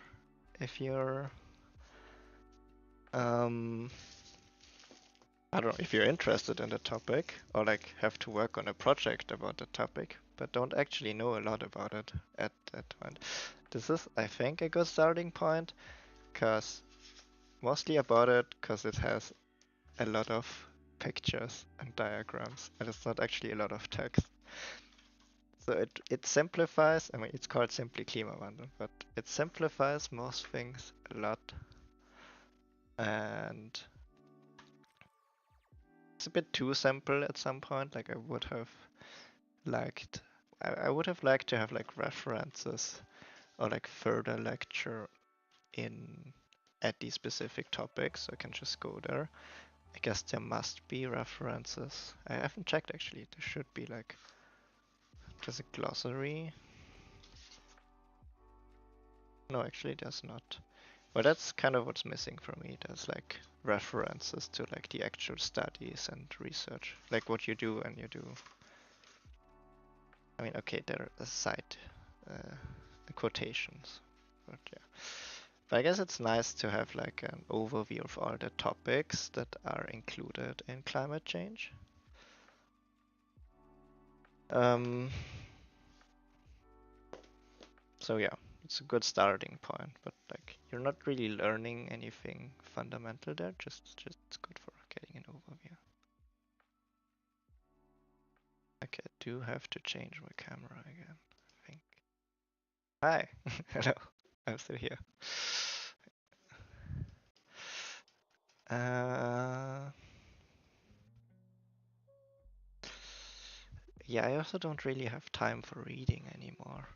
I'm still stuck on. I don't think I have it here. I'm still stuck on Dune, and what I'm currently reading is a book series. It's called Mark Brandes, and I'm currently at. Oh no, Aufstand der Roboter I already finished. I'm at the next part. So I wouldn't really recommend it unless you're into sci-fi from like the 90s. For that, I think it's really fascinating. It's like a I do really enjoy old sci-fi somehow, like Mark Brandes and um, what's the popular one? Perry Rodan. Does anyone know Perry Rodan? Is this a thing? People roughly my age know.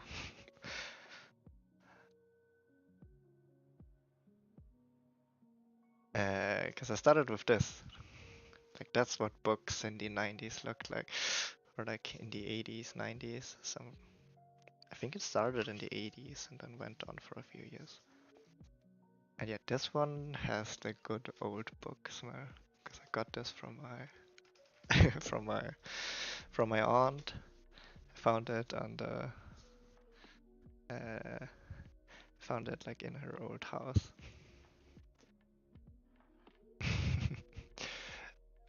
I'm not sure if there's still an existing bubble of interest for Perry Rodan. Because it's like, I don't know, I feel like old sci-fi is really an interesting niche for me. Because it kinda looks like AI art. I don't think it is. Those are new editions. I kinda want to see the old editions. Yeah, they had these really crazy ships, and then they also had. Pretty sure I can find it with blueprints. Yeah, I remember this. The Meter Explorer Raumschiff. They had like this crazy detailed blueprints. And also like sci-fi, old sci-fi. Because now, like also Star Wars technically, but like with all the like Marvel movies and like sci-fi movies now, either they're like, I don't know, like Interstellar, like very uh, sterile, like very clean and kind of scientific, but on a very high level. Or they like just flashy space combat, explosions and things. And like in the 90s or in the 80s, 90s, when they were like really optimistic about the future and they were like really into scientific and technological advancement and they did like these whole blueprints and like detailed descriptions of how the energy sources and the engines and the technology and society works. And it's kind of cool because like Raumstation Oberon, you're like the main character is it's not like a hero or like a space, technically a space captain, but not like how do you say it? It's not like a fighting. They're like actually rescuing people. Like the whole thing is like um, picking up people who are stranded in space because they had like or like repairing their ships, and it's like really mundane. But at that time that was kind of really interesting concept to people, like just trying to imagine how normal life or normal jobs like would be in the far future of like 2020 or to 2100. So yeah, it's very grounded. It's very grounded, and I kind of loved it about it. It's not so over the top. You know what is also grounded? Programming. So yeah, slight detour into my my current reading list.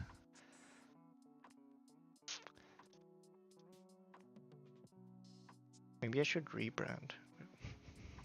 Is there a niche for like book? I mean, book reviews are a thing. Maybe I should go on book talk and like, but I don't read enough for that.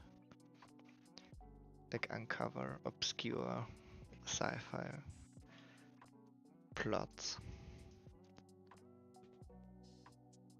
Oh well.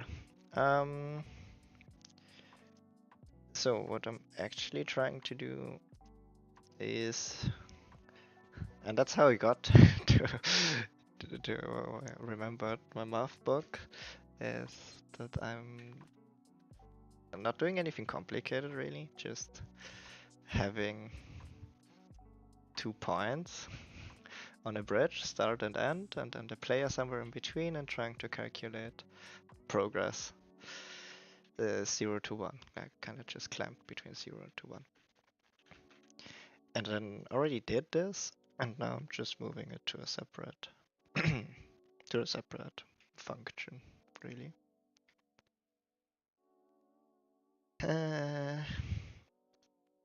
So the start progress point would be then here, starting position. This would be end position and start position.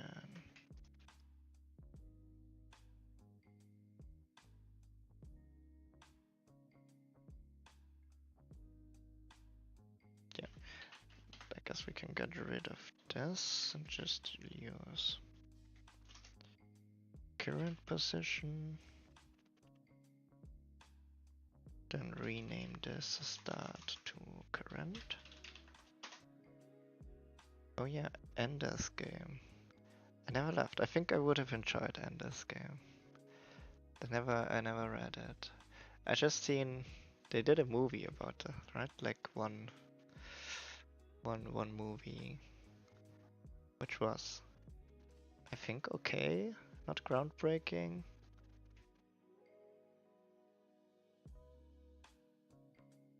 But in theory, I think it would have been my kind of jam. Yeah, I figured. I think often that's the case. Uh, what I really liked as a book series was uh,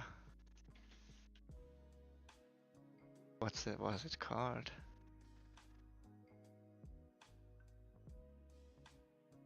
Yeah, it's from Susan Collins also. Gregor the Overlander. Does anyone know this? I mean, Susan Collins is a known author. This was like a 5 or 6 books about like this boy Gregor, Gregory, I guess, like falling down. It's like kind of like Alice in Wonderland, but like finding this underground kingdom of like rats and giant insects and bats and this was great. I really loved it because it was great because I mean the setting isn't too inspired really. It's just like underground and but then the whole build up with they had like this whole it was I think a really interesting approach too. They had like this whole setup of prophecy and being like the chosen one and but then like Susan Collins approached this in a very I think human way of like there isn't actually like, I mean the whole setting is very fantastical, but then all the motivations and the people and the characters are very grounded and like playing around with this concept of like superstition and religion and having these different races kinda. It was cool. I liked it. Recommendation for today. Gregor the Overlander.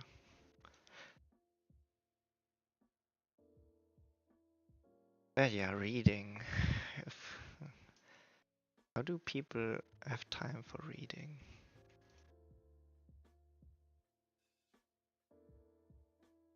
I went to like holidays to Thailand for 3 weeks, and I actually bought a lot of books before that because I was like, I have 3 weeks completely off. I'm gonna read so much, and I just didn't read a single page. Now I have like even more books on my pile of shame.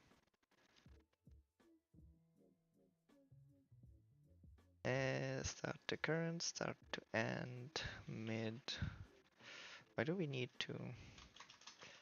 Well, I'm not questioning past rough here. We're just going with it. Progress norm.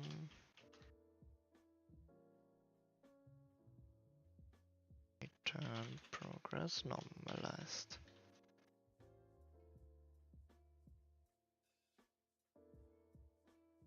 So I guess we could just replace it here now.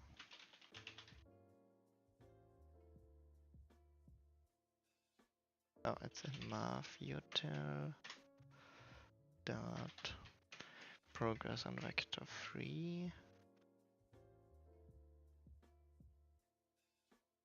Uh,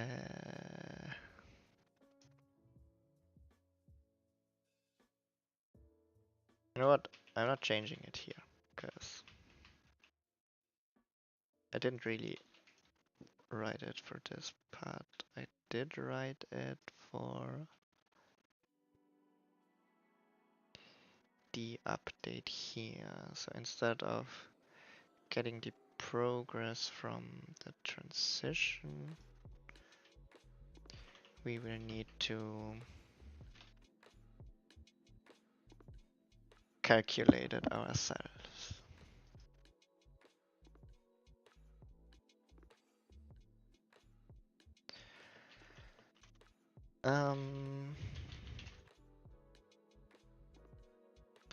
So let's get progress.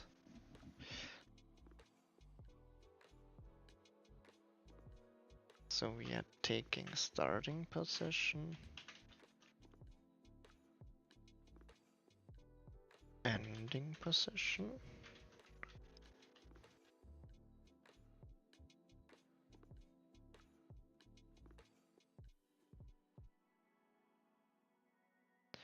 and then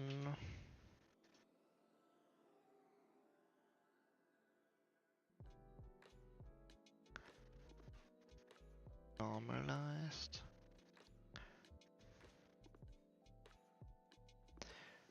And then we'll clamp it.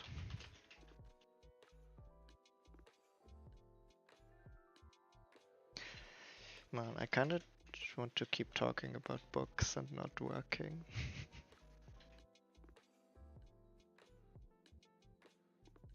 So yeah. What's everyone reading right now? Or like, what would you be reading if you had time, rather? I would be finishing Dune.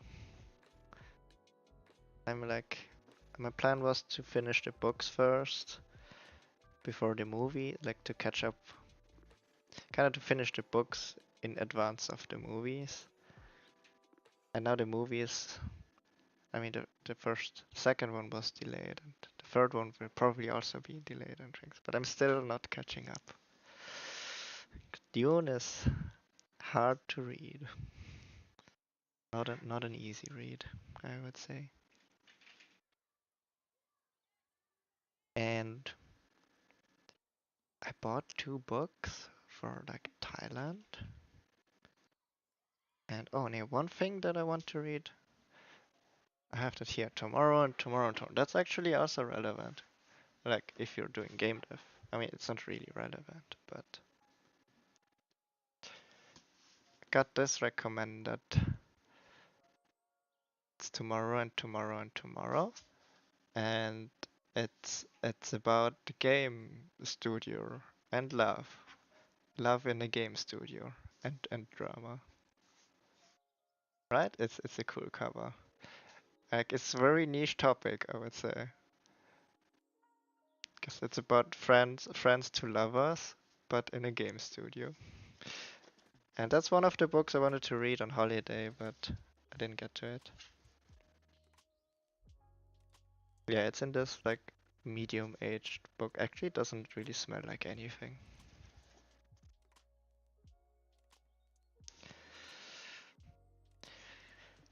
Yeah, I get that.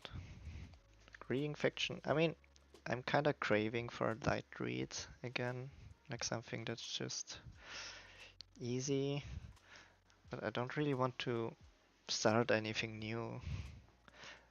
That's why the sci-fi series is kind of great, because it's very light reading, and and I already kind of know what's happening. I just have to get the next parts. I don't need to attach to new characters.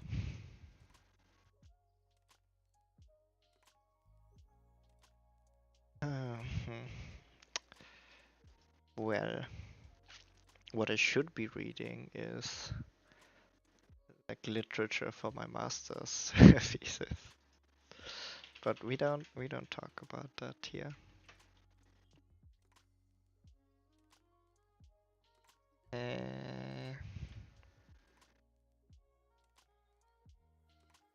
Guess we'll just clamp it.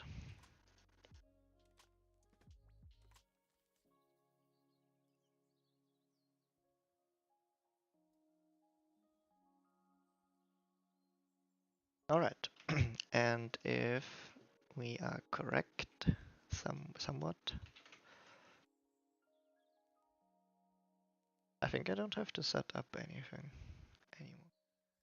We're getting the new things we are fetching. Yeah, we are fetching from player and transition.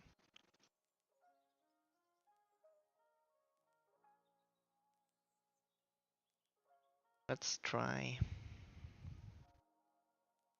Oh, what is your research proposal for the bachelor's thesis? I'm guessing. And how did it go?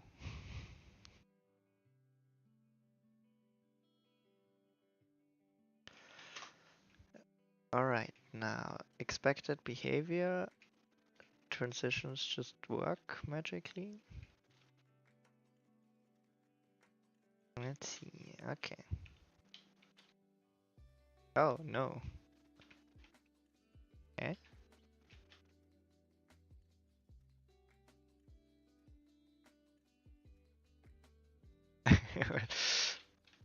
It is doing something, I guess.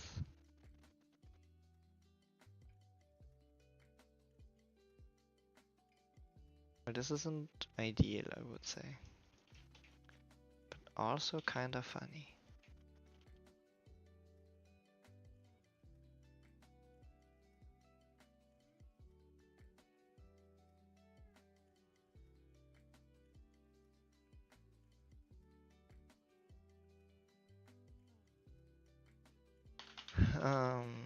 Debug transition progress.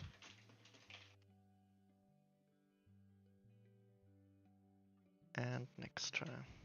The topic is cross-media marketing between games and movies, TV shows. I can sense some arcane there.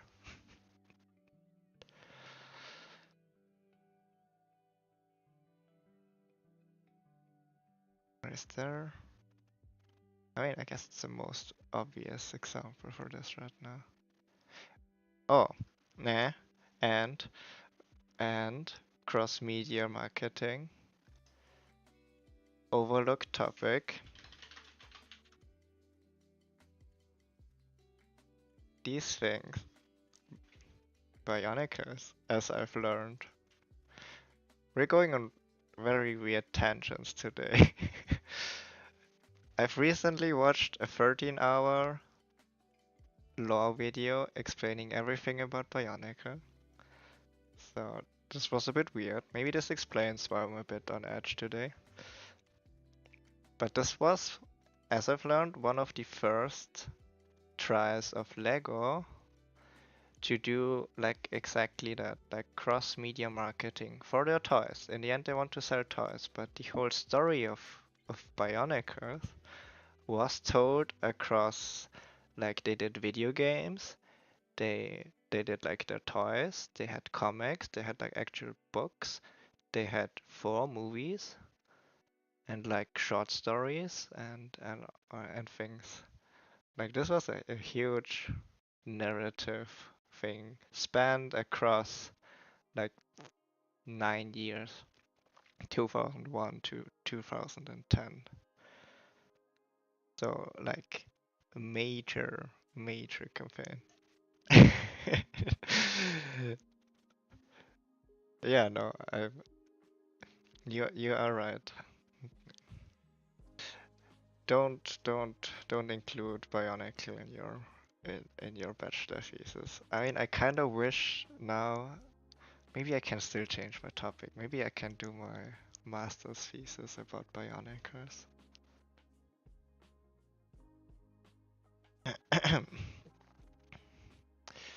Anyways, yeah, that's what I've been learning recently. Let's see what our debug logs show. But that's an interesting thing. I mean, generally games and TV and like it was never too far away from each other, I guess. But like with the big companies now, and like also new TV shows, and I actually recently learned there's a Lara Croft animated series, which I mean makes a lot of sense. But and now I guess also like games that are more like interactive stories and like which could be categorized as like interactive movies or things. And I mean we are also like with Panta Rhei, we are also collaborating with an animation studio in Germany, Oma Animation, who are like they don't have an intersection with games or didn't have, but they're interested as an 2D, a pure 2D animation studio to get into the game space to like get more interesting contracts or like projects to work on. So that's kind of how we got to them, and now trying to kind of get the best of both worlds without a lot of budget though. Um, Combining the 2D animation space and the game space. And I guess could also be, or for us at least, it was also interesting due to the whole funding situation, because movies and film, animation not really, but like movies in general have a way better funding landscape.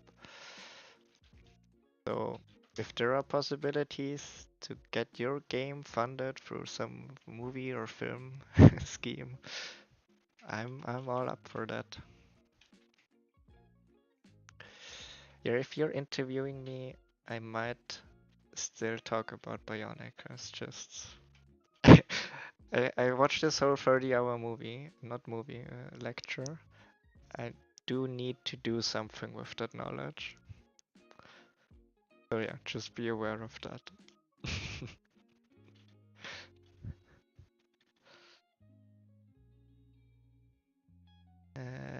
Okay, transition should start like here. And then just weird things are happening.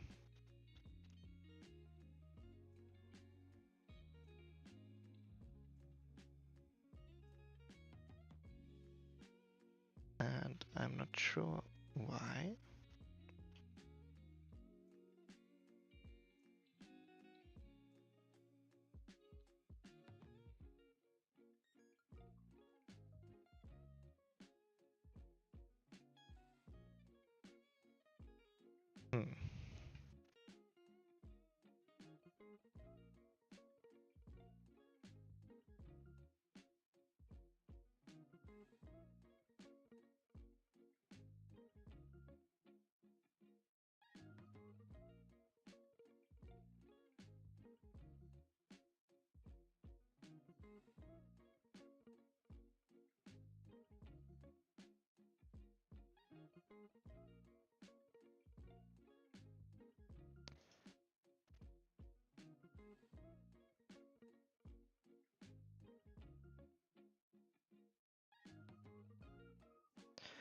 I guess first of all we shouldn't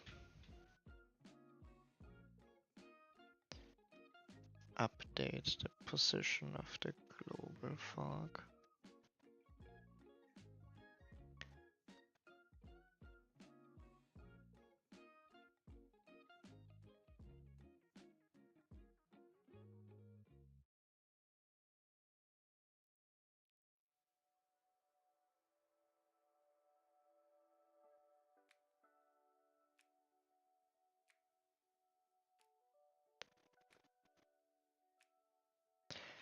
Oh, oh, I think it's just a thing of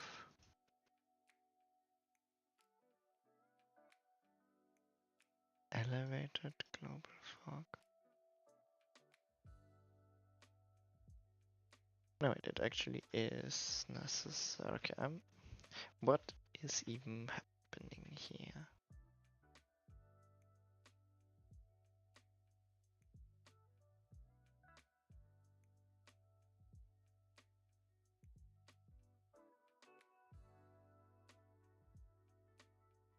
I mean, the easy thing would be to just wait till I get hold of my tech artist and ask him.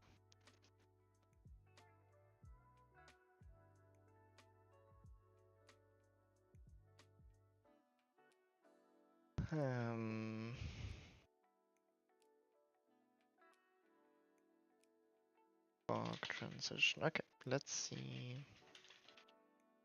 I think we do have like different setups for.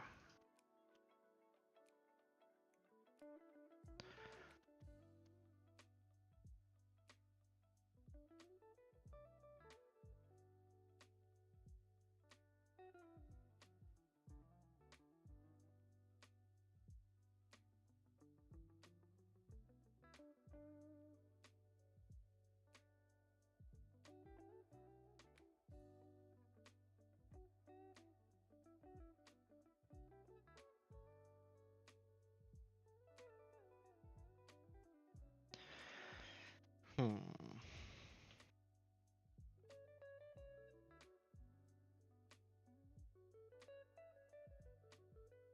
Because I think what this thing actually does is move the existing fog up.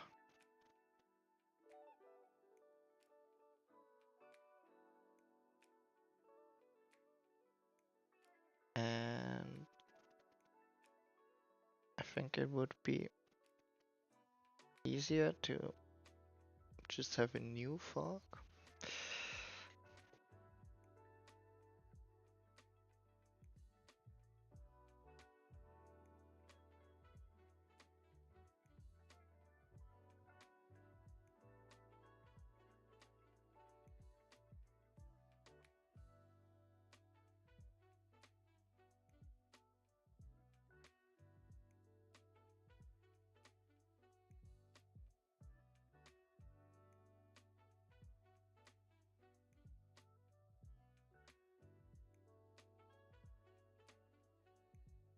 Hmm.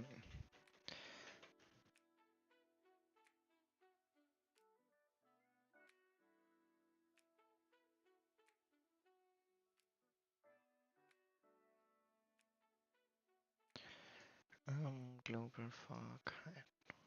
New position.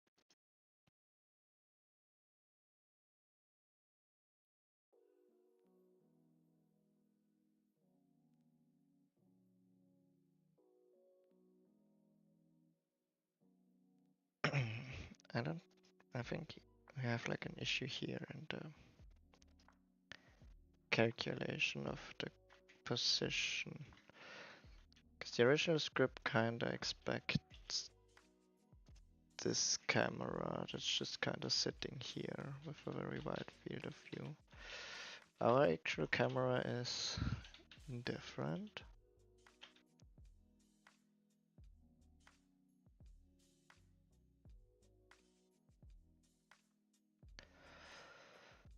We're lerping from initial height, just the Y position.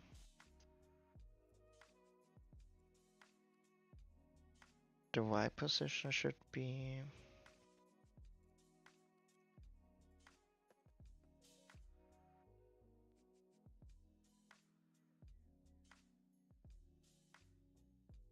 The height fog is attached to the camera target group.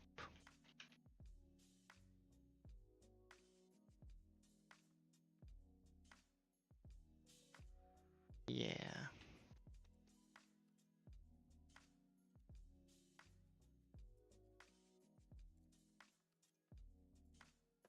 Do see. Oh.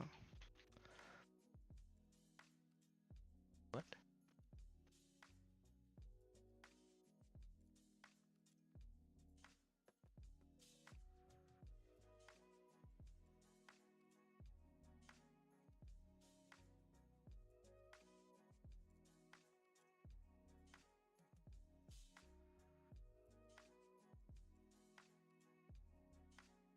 Oh, okay. So the height fog.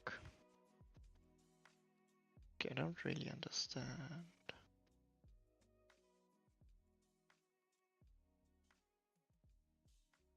Why is the set position moving?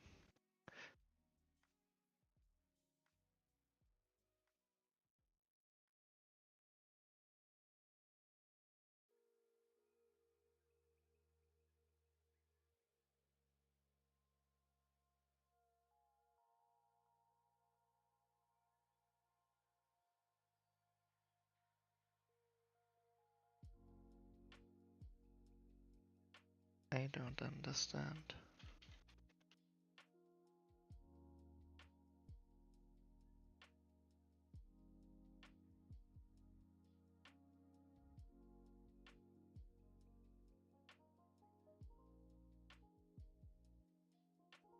Oh, because it was moving the camera. Okay.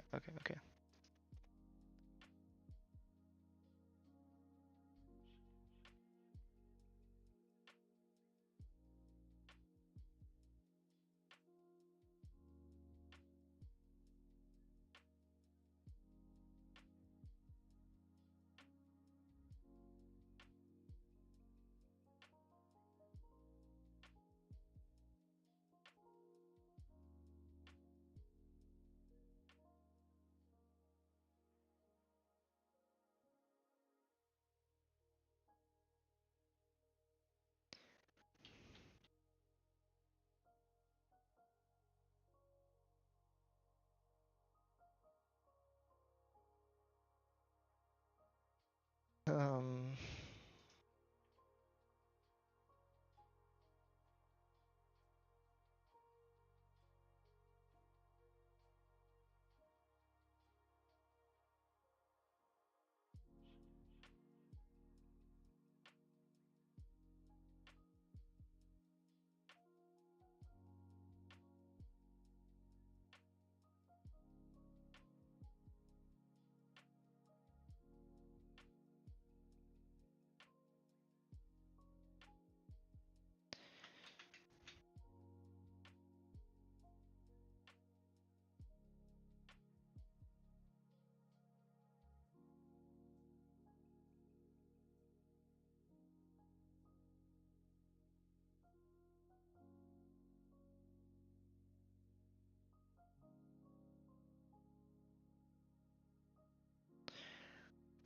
hmm.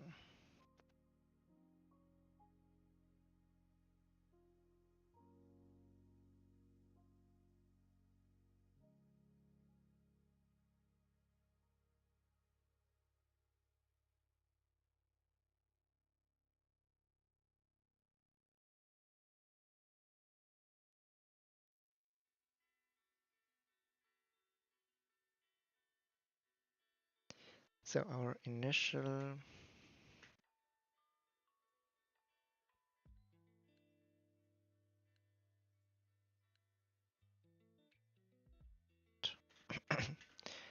I don't think we can use the Y,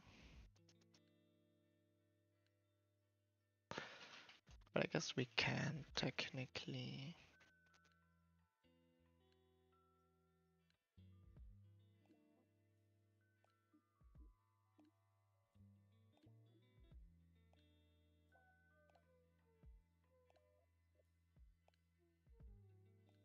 then set a float of, can remove this.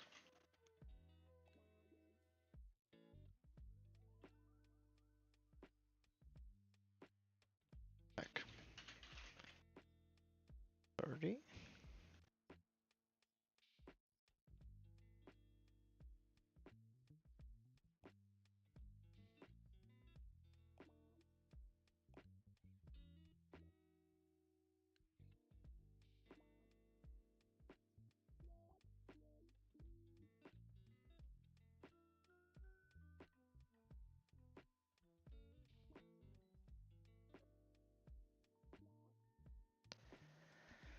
Um,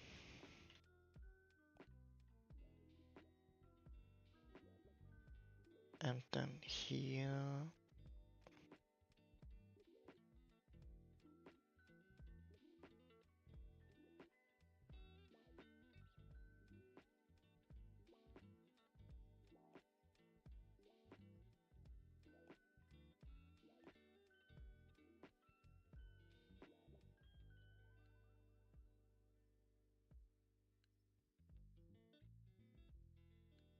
I'm just guessing at this point. And let's see if this doesn't yield any results that I can understand. I have to consult with tech art first. Because there might be simpler solutions to this.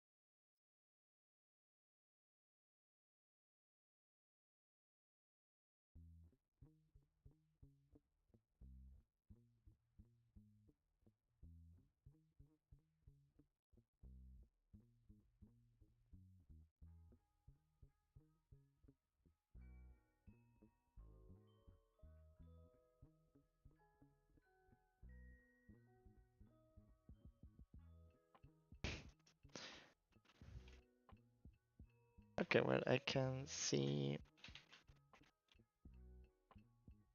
I think I understand what's happening.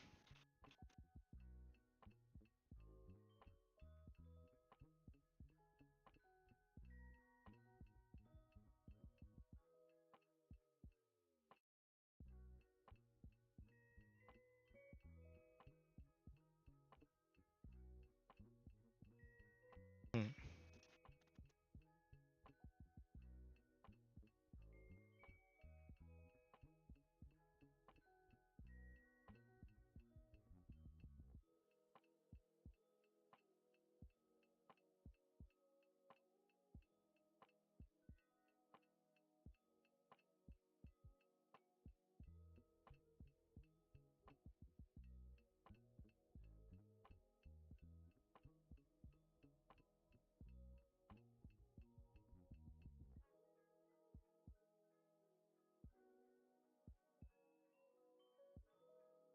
I guess let's do a fix me here.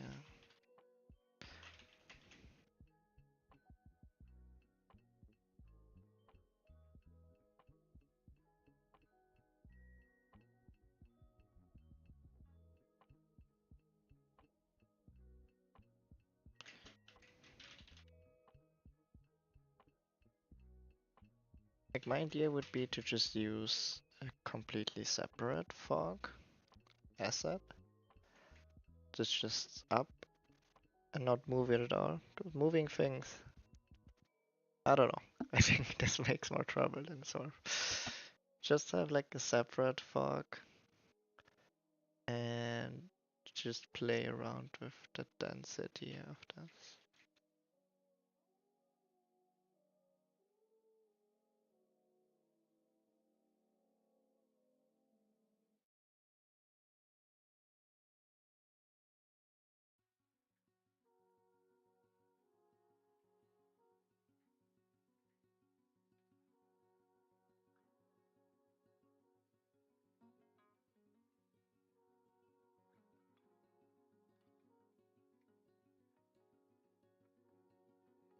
Mm,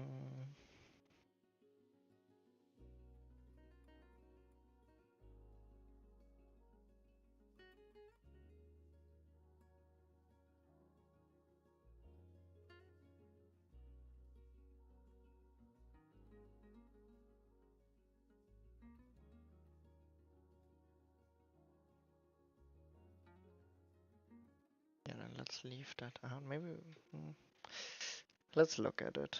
Maybe it makes sense.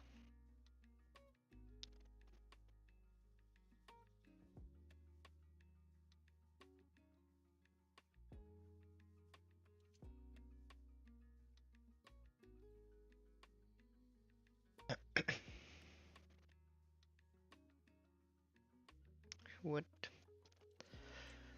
just saw that Sony is buying FromSoft maybe.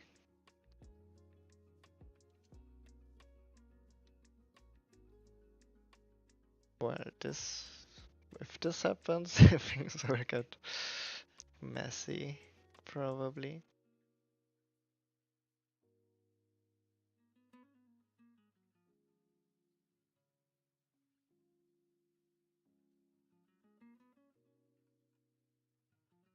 Oh, interesting.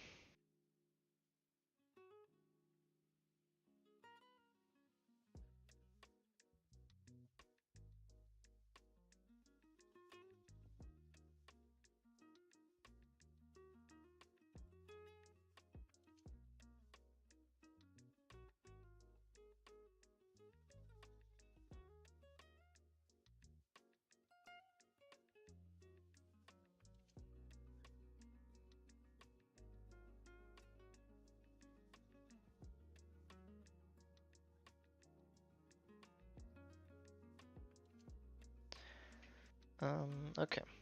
Maybe this is actually easy.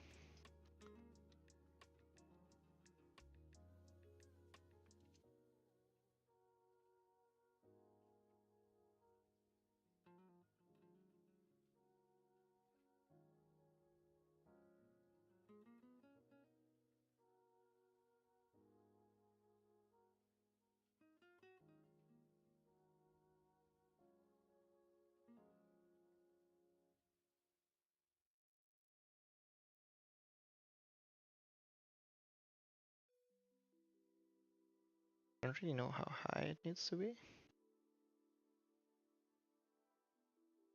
This, maybe?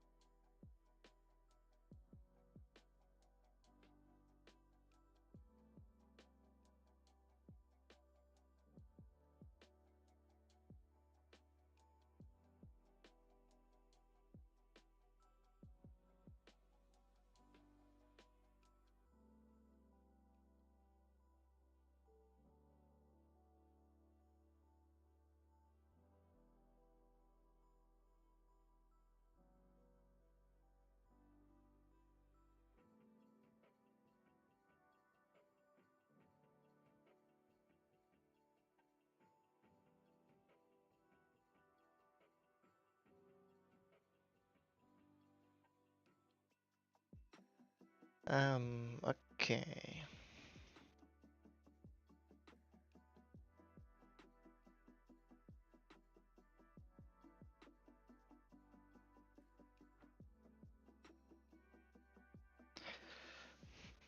Let's see what this does.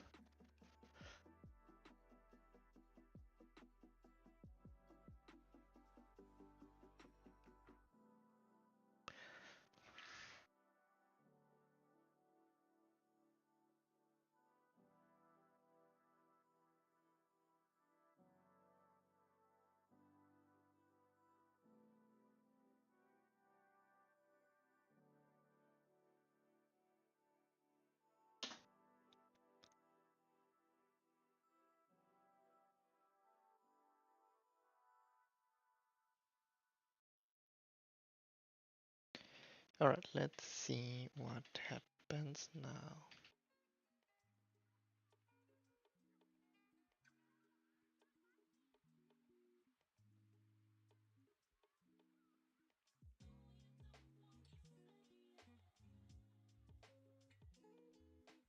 Okay, nothing really.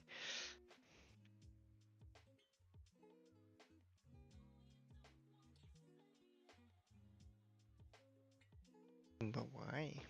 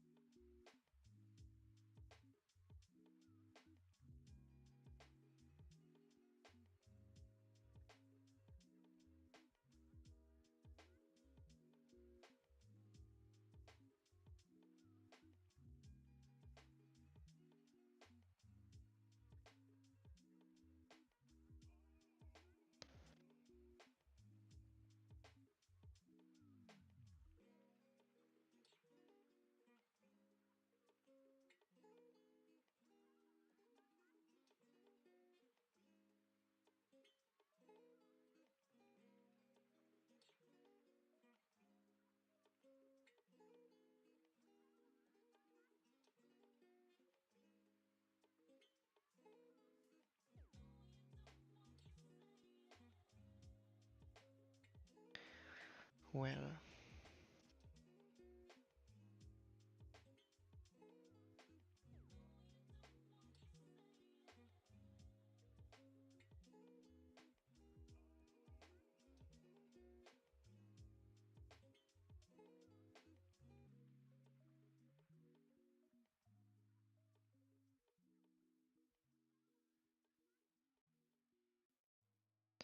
okay, one more test, then I have to go get ready for production sync. We moved it to be at 12, Tuesday 12, directly after stream. With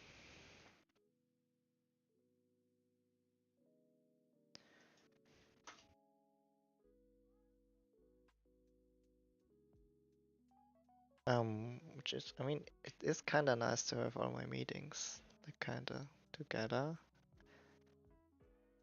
because then I can catch my train afterwards. But yeah, it's also not nice not getting a break.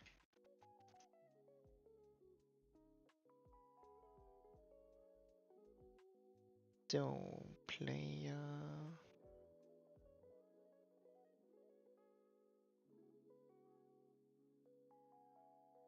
Oh, I think I know why it didn't work. Rookie mistake.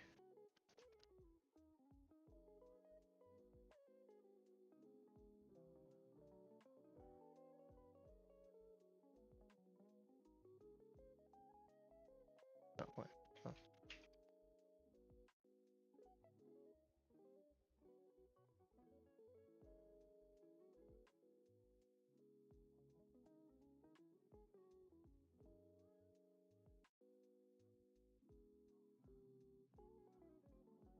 Okay, wait.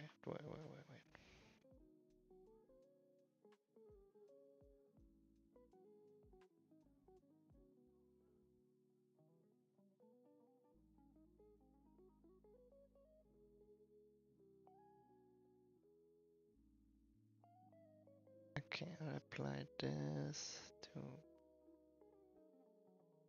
this as well.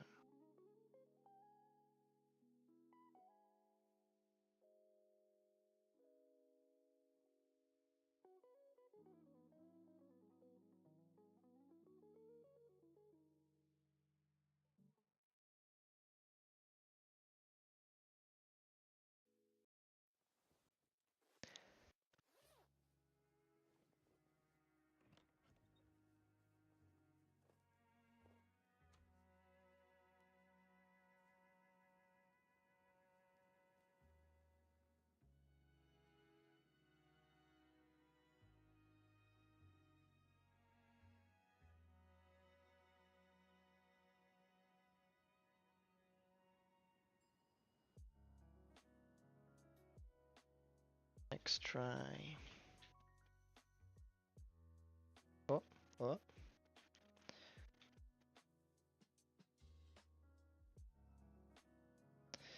It's doing the fog.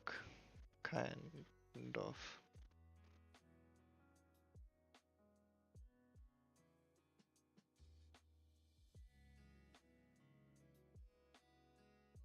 I would count that as a success.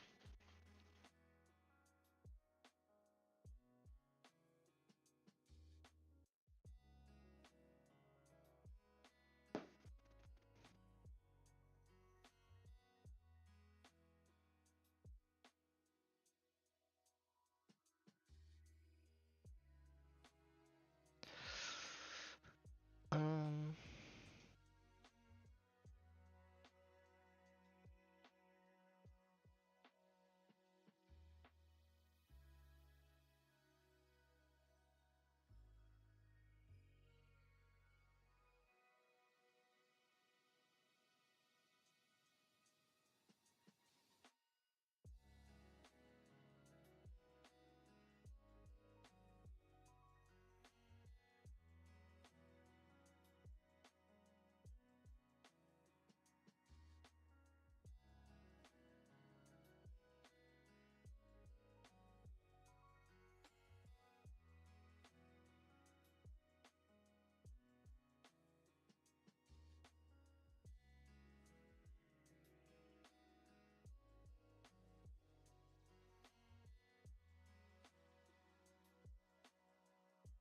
so, expected behavior. Just does the fog more dense and covers.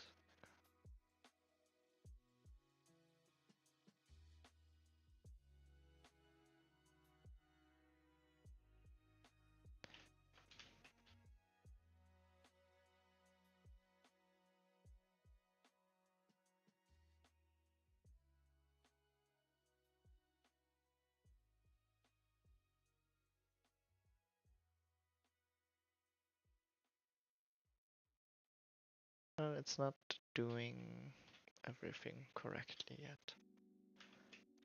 But we'll figure that out.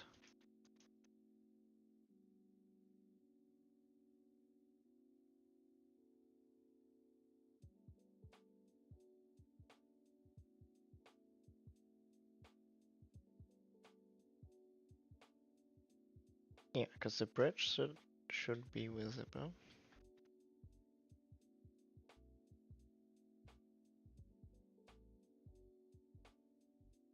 And the other fog. There's an issue with that.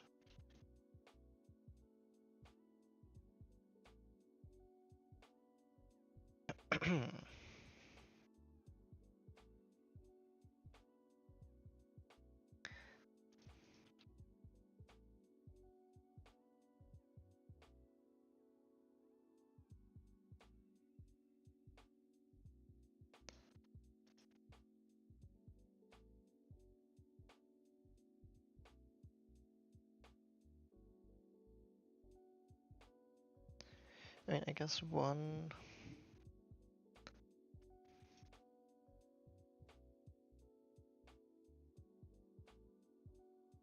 of the issues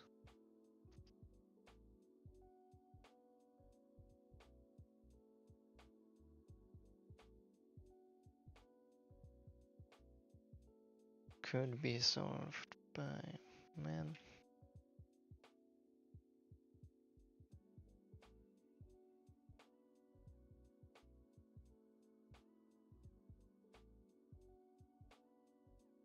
So why does it have two mesh collider?